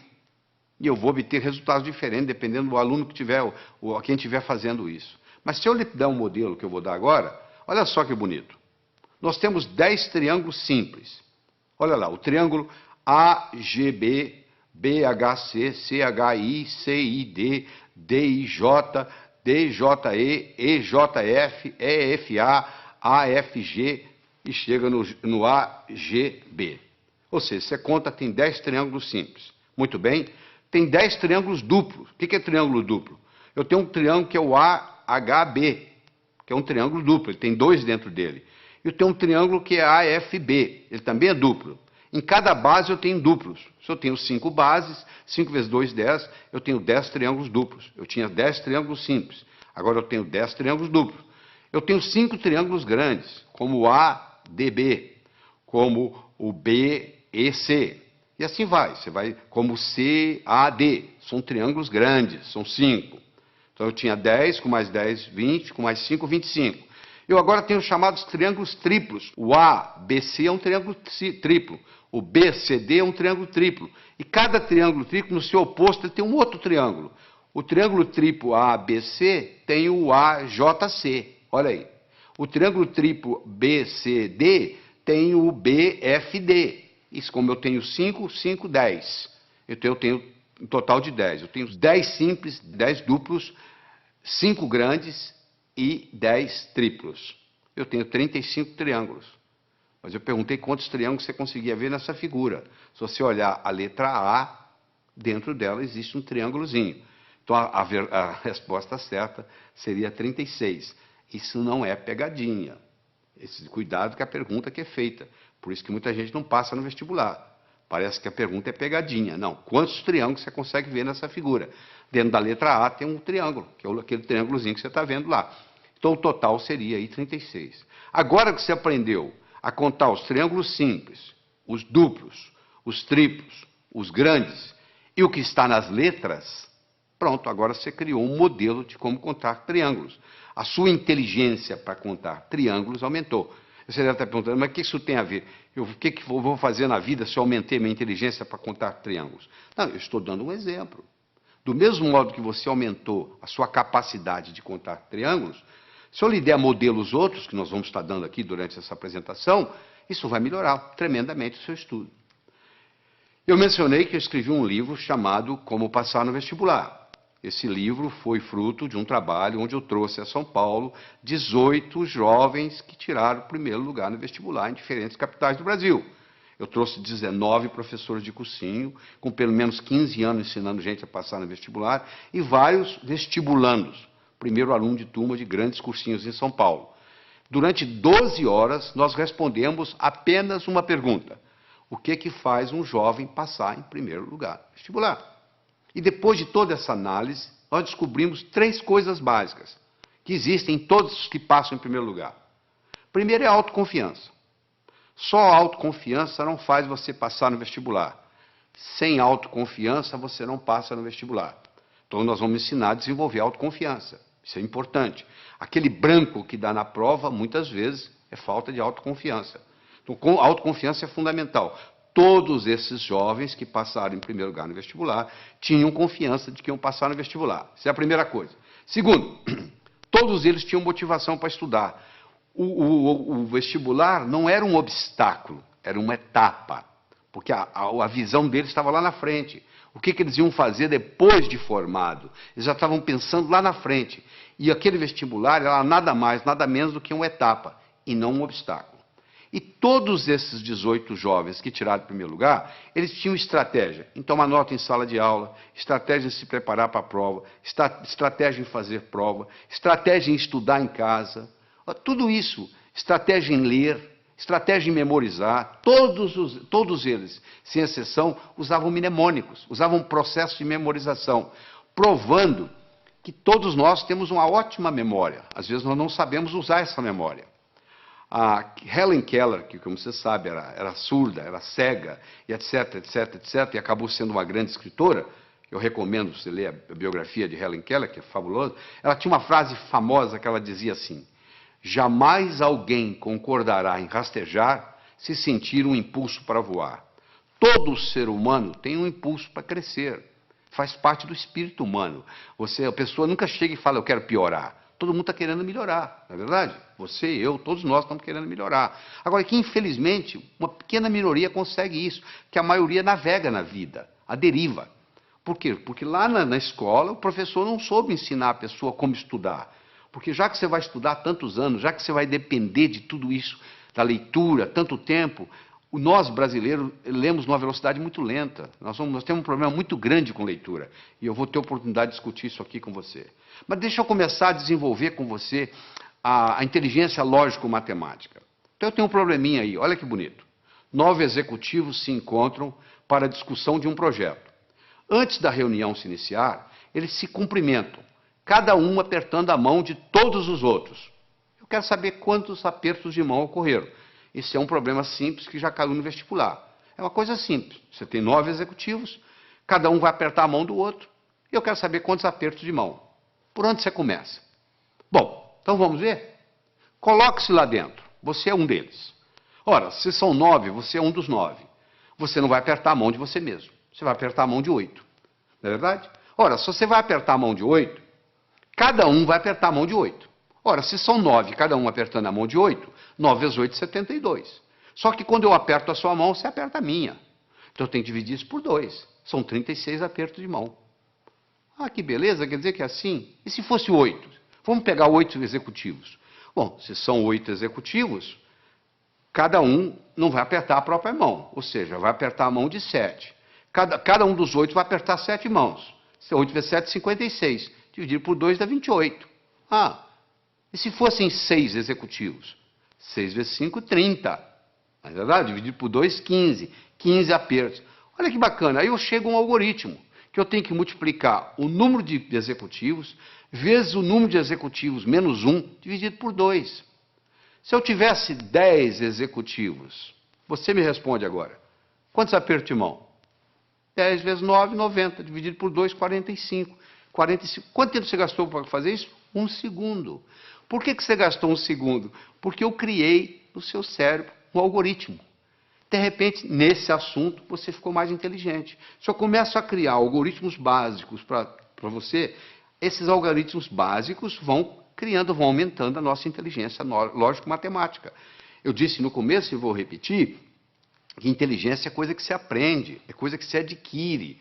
Só 15% da nossa inteligência é herdada. 85% é adquirida. Em qualquer fase, em qualquer idade, em qualquer profissão, nós podemos melhorar a nossa inteligência. Essa é que é a boa notícia que eu tenho aqui para todos nós. Fundamental. Você acabou de aprender agora. Quer dizer, quando você encarar um problema desse, 9 executivos, 10, 11, 12, 8, 7, agora que você tem o algoritmo, ficou relativamente simples. Deixa eu conversar um pouquinho sobre a autoconfiança. Se eu colocar uma tábua de 40 centímetros de largura, 10 metros de comprimento aqui no chão, você consegue andar nela. Essa mesma tábua colocada entre 2 postes já não é a mesma coisa. Você vai lá e treme na base e não anda. Fazer a prova sozinho em casa é uma coisa. Fazê-la no dia do teste, no dia do concurso, no dia do vestibular, é outra coisa muito diferente. É mais ou menos assim, em casa eu estou andando com a tábua no solo. E lá no dia eu estou andando com a tábua lá em cima. Então tem muita gente que se assusta, porque quando chega na hora do teste, chega na hora da prova, chega na hora do vestibular, chega na hora do concurso público, treme na base. Porque é como se estivesse andando na tábua lá em cima. Então essa parte é muito importante. No atletismo é a mesma coisa. Às vezes o jogador perde o jogo, às vezes o time perde o jogo porque o jogador não tem autoconfiança. Ele teve uma briga com a namorada, entra em campo psicologicamente mal, cai o nível de rendimento, faz uma besteira, e ali começa aquela história, e dali para frente você já viu o que acontece. Então é muito importante nós entendermos esse aspecto. Deixa eu dar só um exemplozinho.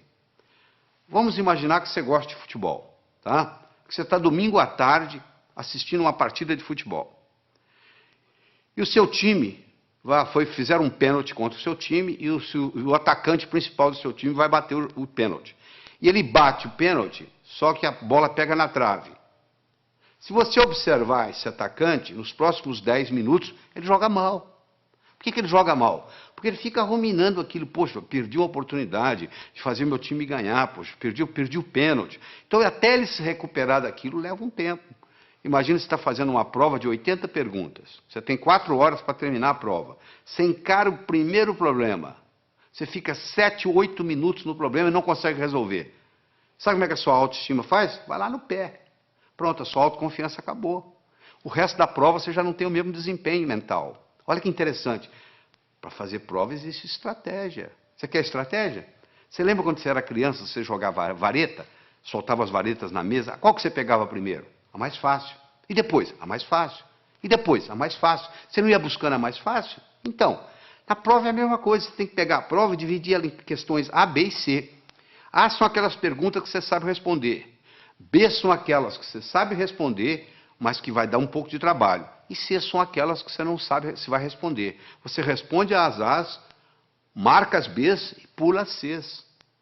Se você, aí quando você terminar as A's, você já fez bastante ponto, a sua autoestima já está elevada, você vai e resolve as B's. Se sobrar tempo, você vai encarar as C's.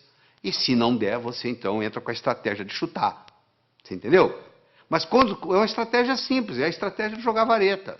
Mas uma pessoa que não tem essa estratégia simples na cabeça, ela encara uma prova, um concurso, ela pensa que tem que responder na ordem, 1, 2, 3, 4, 5, 6. Por azar, ela pega uma pergunta que é difícil para ela, que ela não sabe a resposta, e ela perde ali 6, 7, 8 minutos, e sai dali desanimada, já a autoestima já lá embaixo. Olha o impacto que tem. Uma explicação simples dessa, olha a contribuição que faz para você, olha a diferença que isso faz. Vamos continuar no nosso processo lógico-matemático? Então eu tenho mais um probleminha para você. Olha aí. Um comerciante comprou uma cadeira por $70. Vendeu-a logo em seguida por 80. Comprou de volta a mesma cadeira por 90 e vendeu-a novamente por 100. Quanto foi o lucro dele nessa transação? Então ele comprou a cadeira por 70, vendeu por 80. Comprou a mesma cadeira por 90, vendeu por 100. Eu agora vou dar um tempinho para você. Você vai ter que me responder aí o que você acha. Quanto que ele ganhou ou perdeu nessa transação. Primeiro você vai decidir se ele ganhou ou se ele perdeu. E quanto foi? Ele comprou por 70, vendeu por 80, comprou a mesma cadeira por 90, vendeu por 100. Ele ganhou ou perdeu? Bom, eu faço isso nos meus cursos e eu obtenho 3 tipos de resposta. Que ele ganhou 10, que ele não ganhou nada e que ele ganhou 20. Então, se tem 3 respostas para o mesmo problema de matemática, uma está certa e 2 estão erradas. Então, tem alguém errando. Eu não sei qual o seu raciocínio no momento. Seja ele qual for, eu vou consertá-lo, não se preocupe. Mas você tem que fazer isso junto comigo aqui agora. Eu vou voltar no slide para você garantir que você está me acompanhando. Um comerciante comprou uma cadeira por 70, vendeu logo em seguida por 80. Comprou de volta por 90 e vendeu novamente por 100. Qual foi o lucro dele nessa transação? Então você vai ter que decidir se é o 1, se é o 2, se é o 3. Se ele ganhou 10, se ele não ganhou nada ou se ele ganhou 20. Se você acha que ele ganhou 10, você fez um tipo de raciocínio que está exposto aí no slide para você ler em detalhes. Você raciocinou de um modo que o seu resultado foi 10. Você acompanha aí o raciocínio na tela aí, foi o raciocínio que você fez.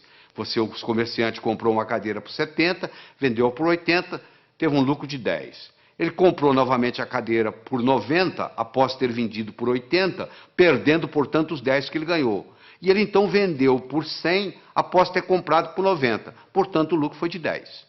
Esse é o raciocínio de quem acha que é 10. Tem gente que pensa diferente, tem gente que pensa que não houve lucro. Ele pensa que se ele vendeu por 80, após ter comprado por 70, ele ganhou 10. Ele então perdeu 20, comprando-a de volta pelos 90, que originalmente ele tinha comprado por 70, ele perdeu 20. Ele então ganha 10 vendendo por 100, e, portanto, ele chega à conclusão que ele não ganhou nada. Então esse é o que diz que ele não ganhou nada. E tem aquele seguinte, olha só. Se ele comprou a cadeira por 70 na primeira vez e comprou por 90 na segunda, ele desembolsou 160 no total, não foi? Se ele vendeu a primeira vez por 80 e vendeu a segunda por 100, ele, na realidade, recebeu 180. Ora, se ele desembolsou 60 e desembolsou 160 e recebeu 180, quanto que ele ganhou? Ele ganhou 20. É só você imaginar que você tem um bolso para comprar e um bolso para vender. O que sai e o que entra. Olha que interessante, se eu tivesse dito para você assim, um comerciante comprou uma cadeira por 70, vendeu por 80. No mesmo dia ele comprou um relógio por 90, vendeu por 100. Quanto que ele ganhou? Você não teria nenhum problema em responder. Ele ganhou 10 da cadeira, ganhou 10 do relógio, ganhou 20. Como eu falei que era a mesma cadeira, eu já compliquei a sua vida. Olha o que a linguagem faz na vida da gente. A linguagem pode facilitar o nosso processo, ou pode complicar o nosso processo. Você acabou se complicando apenas por um processo linguístico. Isso é um problema de vestibular. caiu em vestibular já justamente confundindo, parecendo uma pegadinha. Na realidade, não é pegadinha. Isso aí é para mostrar o raciocínio e mostrar a influência que tem. Então, uma pessoa pode muito bem melhorar sua capacidade de raciocínio. Eu tenho aqui 4 pilares do raciocínio. Um eu chamo de passo a passo, o outro eu chamo de visualização, o outro eu chamo de reformulação e o outro eu chamo de exclusão. Esses são os 4 pilares. Quando eu ensino para a pessoa a trabalhar com esses 4 pilares, essa pessoa automaticamente melhora a sua inteligência lógico-matemática. Então vamos fazer o seguinte, vamos começar com passo a passo. Eu tenho as seguintes cores. Eu gosto do laranja mais do que eu gosto do vermelho. Eu gosto do verde menos do que eu gosto do azul. Eu gosto do azul menos do que eu gosto do anil. Eu gosto do vermelho menos do que eu gosto do violeta. Eu gosto do verde mais do que eu gosto do amarelo. Eu gosto do violeta mais do que eu gosto do anil. E eu gosto do laranja menos do que eu gosto do amarelo. Qual é a minha cor favorita? Olha que eu tenho aqui só 7 cores. Imagine se eu tivesse 70 e fizesse esse raciocínio. Olha onde que você chegaria. Você pode começar a trabalhar nisso aí, se você vai ficar, tem gente que leva meia hora, 1 hora e não consegue chegar à conclusão, porque não pegou o modelo ainda. Eu vou lhe ensinar o modelo, você vai resolver isso em 10 segundos. Porque é muito simples, olha como é que o modelo é simples. A primeira está escrita assim, eu gosto do laranja mais do que do vermelho. Então laranja passa a ser a minha cor favorita. Eu vou procurar onde é que tem laranja, vai lá no 7 tem laranja. Lá está dizendo que eu gosto mais do amarelo do que do laranja. O amarelo passa a ser a minha cor favorita. Eu vou procurar onde tem amarelo. Eu vou lá no 5, tem amarelo. Eu gosto do verde mais do que do amarelo. O verde passou a ser a minha cor favorita. Vai lá no 2, onde está o verde. Olha lá. Eu gosto do verde menos do que do azul. O azul passou a ser a minha cor favorita. Eu vou onde tem azul. Eu vou lá no 3, tem azul. Eu gosto do azul menos do que eu gosto do anil. Anil passou a ser a minha cor favorita. Eu vou lá no 6, olha lá. Eu gosto de violeta mais do que eu gosto de anil. Violeta passou a ser a minha cor favorita. Eu vou lá no 4, onde tem violeta, e confirmo. O violeta gosto mais do que o vermelho. Com a conclusão que eu cheguei, a minha cor favorita é o violeta. Olha que bacana. Na hora que eu criei esse esquema, pronto, agora ficou fácil. Eu tenho um modelo, sabe por quê? Eu aprendi a pensar passo a passo. Esse é um jeito, é aprender a pensar passo a passo. Você já deve ter aprendido o teorema de Pitágoras, né?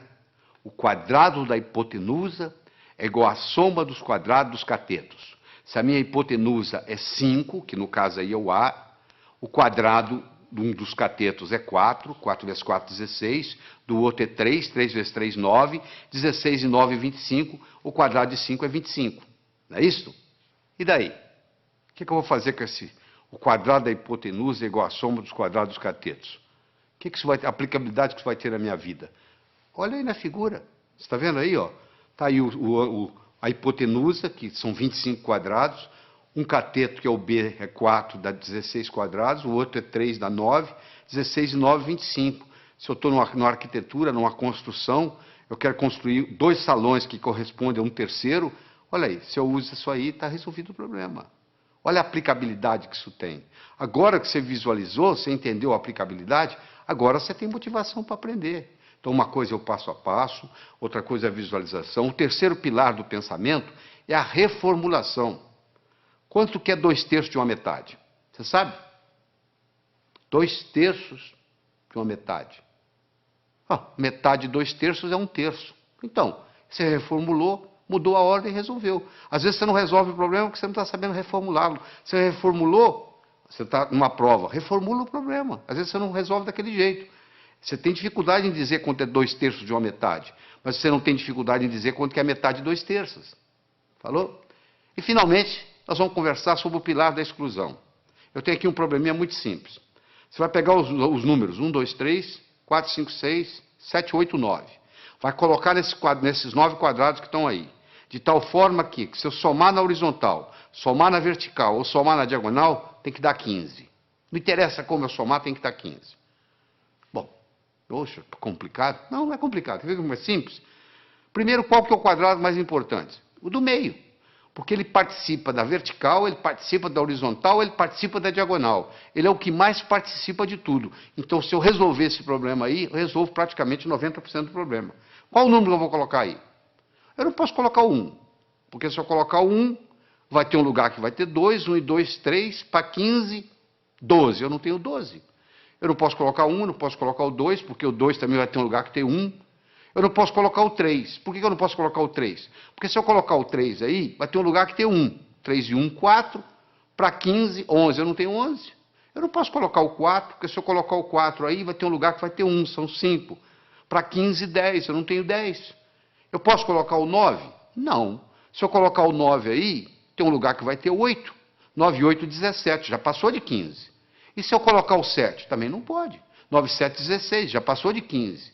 E se eu colocar o 6? 9 e 6, 15. E o que sobra para o outro? Eu não tenho 0.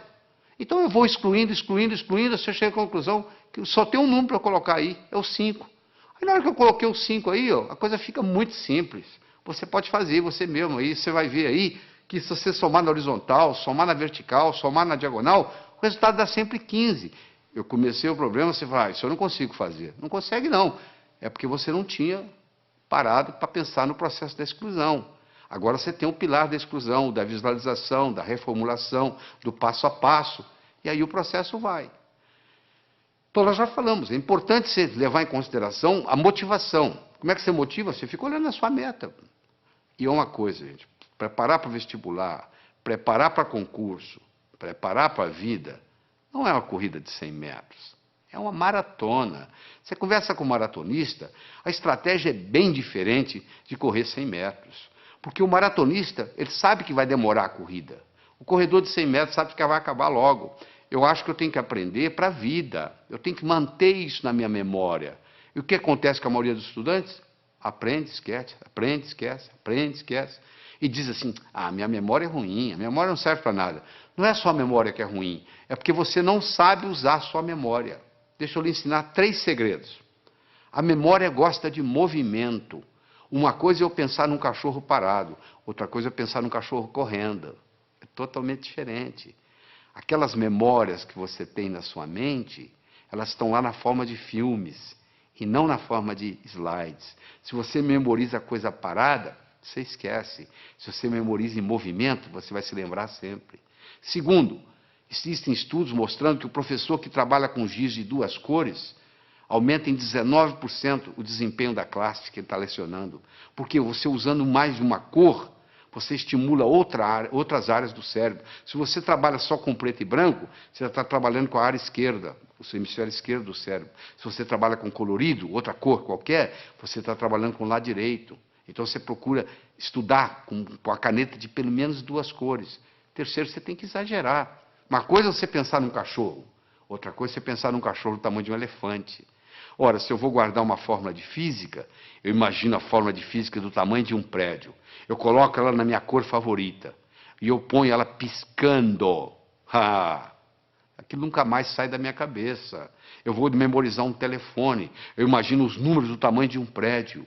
Eu imagino os números coloridos, eu imagino os números piscando. Pronto, aquilo ali memoriza. Então não existe a história de memória ruim. Todos temos uma boa memória. Se você tem um carro novinho e você não sabe dirigi-lo, ele não vai ter nenhuma utilidade para você. Você não vai culpar o carro. É a sua habilidade de dirigir que tem que melhorar. A sua memória não tem problema nenhum. Só que você não sabe usá-la. Isso é diferente. Então ela gosta de movimento, ela gosta de cores, ela gosta de exagero, ela gosta de mnemônicos. Todos esses jovens, 18 jovens que eu estudei, que tiraram o primeiro lugar no vestibular, todos eles, sem exceção, trabalhavam com mnemônicos. Você quer ver um mnemônico simples? 30 dias tem abril, junho, setembro e novembro. De 28 só a 1, todos os demais 31. Pronto. Se o mês tem 30 ou tem 31 dias, está aí para você na tela aí, um mnemônico para você olhar. Então você tem que criar seus próprios mnemônicos, um jeito de você fazer para facilitar a sua memória. Todos os 18 jovens não só trabalhavam com mnemônicos, mas trabalhavam com fichas de revisão. Eles faziam verdadeiros baralhos, baralho de física, baralho de química, baralho de biologia, e eles iam colocando aquilo ali, fazendo toda noite antes de dormir, eles faziam uma revisão. A medicina mostra que os últimos 20 minutos, o que você vivencia nos últimos 20 minutos antes de dormir, rumina na sua cabeça a noite toda. Se você estuda o dia inteiro, vai assistir televisão e vai para a cama, o que vai ruminar não é o que você estudou durante o dia, é a televisão que você assistiu. Então você estuda o dia todo, vai, assista a sua televisão merecidamente, volta à mesa de estudos, estuda mais 10, 15 minutos, aí você vai para a cama, aí você vai passar no concurso, você vai passar no vestibular, porque você está ruminando a noite toda aqueles 15 minutos de revisão, e aí vem a hora da revisão, você tem que ter como se fosse você vai ter que ter um fichário, como se fosse um baralho mesmo, um baralho de física, um baralho de química, um baralho de biologia, e você passa o olho ali, vai passando o olho. Repetição é a mãe do aprendizado, não é verdade? Como é que você aprendeu a andar? Você levantou, caiu, levantou, caiu, levantou, caiu, até que um dia você andou. Então é muito importante você entender isso. É muito importante você colocar ritmo e rima, é muito importante você... o contexto. É fundamental o contexto, você não tem ideia do contexto. O contexto é assim, quer ver? Onde é que eu coloquei a chave? Onde é que eu coloquei aquela chave? Você não consegue se lembrar. Aí, de repente, você entra naquele quarto. Coloquei ali. Porque você entrou no contexto onde estava a chave. Ora, se eu estou lá na prova, eu estou tentando lembrar aquela fórmula de física, eu não consigo lembrar a fórmula de física, não consigo me lembrar, aí eu fecho os olhos, me transporto para a minha mesa de estudos, lá onde eu estudei aquela fórmula, de repente vem na cabeça. Isso é um truque espetacular para a memória. E outra coisa importante é a respiração ajudando na memorização. Nós desenvolvemos uma respiração que eu digo assim, inspire em 4, segure em 4, solte em 4. Por quê? Porque naquela posição que você fica para estudar ou para fazer prova, depois de um certo tempo, o oxigênio no seu cérebro começa a cair. E você sabe que o cérebro ele exige oxigênio e glicose para funcionar. São os dois combustíveis que o cérebro usa. Faltou oxigênio, o desempenho não é o mesmo. Faltou glicose, o desempenho não é o mesmo. Eu recomendo para as pessoas que vão fazer concurso, vão fazer vestibular, levar no bolso umas 3 ou 4 barrinhas de chocolate. A cada 40, 50 minutos dá uma parada, respira em 4, segura em 4, solta em 4, 4 vezes, reoxigena o cérebro, come a barrinha de chocolate, absorve a glicose, aí você abasteceu de novo para mais 40, 50 minutos. Isso faz a diferença, às vezes, entre passar e ter que fazer o cursinho no ano que vem, novamente. Deixa eu falar um pouquinho sobre leitura. 80% ou mais daquilo que você vai aprender na sua vida, você vai aprender através da leitura. Nós temos 3 tipos de leitura. Você faz a leitura do prazer, a leitura crítica e a leitura específica. Você vai procurar uma coisa específica e vai lá e pesquisa. O problema é que nós, brasileiros, temos uns vícios muito grandes com a leitura. Nós temos problema com a velocidade da leitura, temos problema com a compreensão e temos problema com a memorização. Essas 3 coisas estão juntas: velocidade, compreensão e memorização daquilo que lemos. Então, deixa eu mostrar uma coisa. Primeiro, a gente aprende a ler palavra por palavra, não é verdade? Nós aprendemos a ler palavra por palavra e aprendemos a ler em voz alta. Aí nós começamos a ler em voz alta e os nossos pais dizem assim, não, para, você já leu bastante, lê agora em voz baixa. Só que você diminui o som, mas continua lendo com a garganta. Esse fenômeno recebe o nome de subvocalização. Só que a nossa garganta não permite falar mais do que 180, 190 palavras por minuto. Se você lê com a garganta, e a maioria lê, porque se você colocar uma pessoa lendo em silêncio e colocar um eletrodo aqui na área da laringe, você vai perceber que à medida que ela vai lendo, ela vai ativando a laringe. Se você tem esse vício de subvocalização, você está limitado a 190 palavras por minuto. Olha que interessante.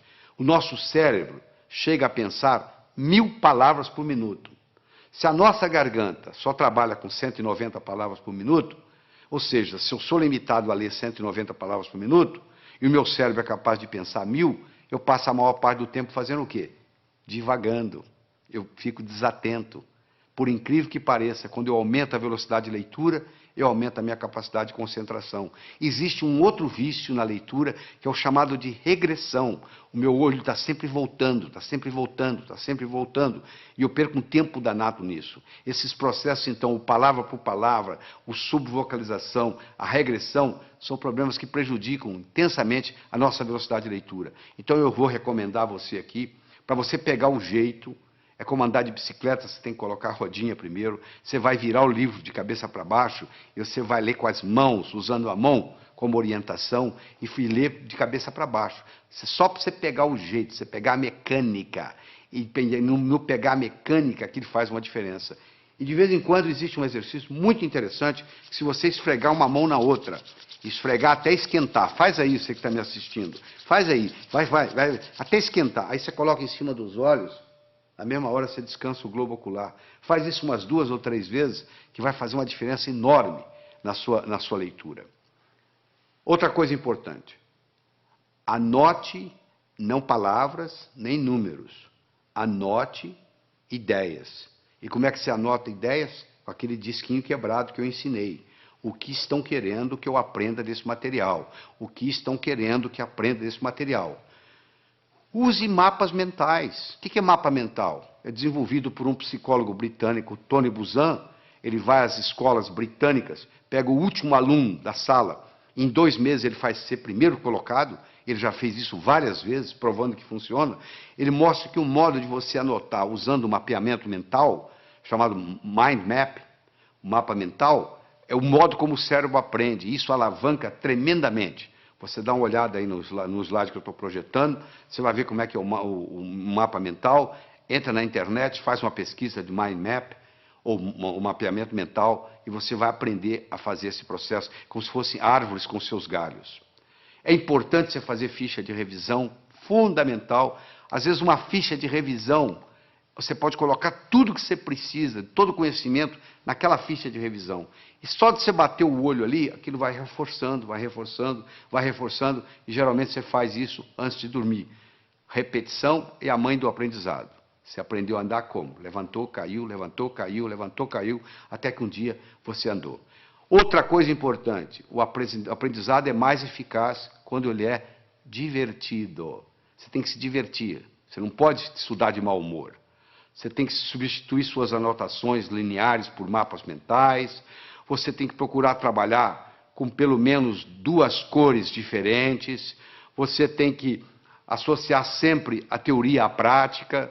Você tem que fazer períodos de estudo de no máximo 50 minutos, com mais ou menos 12 minutos de descanso. Depois de 50 minutos, o rendimento cerebral cai tremendamente. Você continua a aprender, mas não retém. Faça resumo de ideias em fichas de revisão e revise-as diariamente. Todo esse processo está aí, ó. É você aprender a aprender. Isso é que é importante. É aprender a aprender. Isso é que interessa. Porque depois que você aprendeu a aprender, você se torna o capitão do seu navio, meu amigo. Você aí, o limite, o céu é o limite. Você não vai depender mais de ninguém. Eu espero que, eu acredito que você tenha que assistir esse material de novo, escutar com carinho, voltar nos problemas, para poder se reter isso aí. Você precisa mais de uma vez estar exposto a esse material. Você precisa de algumas horas de voo. Eu vou contar uma história e aqui vou terminar essa nossa participação aqui. Tá bem? Diz que uma vez, numa noite fria de inverno, 2 pássaros estavam empoleirados no galho de uma árvore. Um gavião e um pombo. O gavião então perguntou para o pombo: seu pombo, quanto que pesa um floco de neve? O pombo, sem querer conversa, laconicamente responde: praticamente nada. O gavião então disse: pois é, no inverno passado, numa noite como essa, nevando como agora, eu não tinha o que fazer, nem com quem conversar, eu estava empoleirado num desses galhos aqui por perto, eu comecei a contar os flocos de neve que caiu no galho onde eu estava.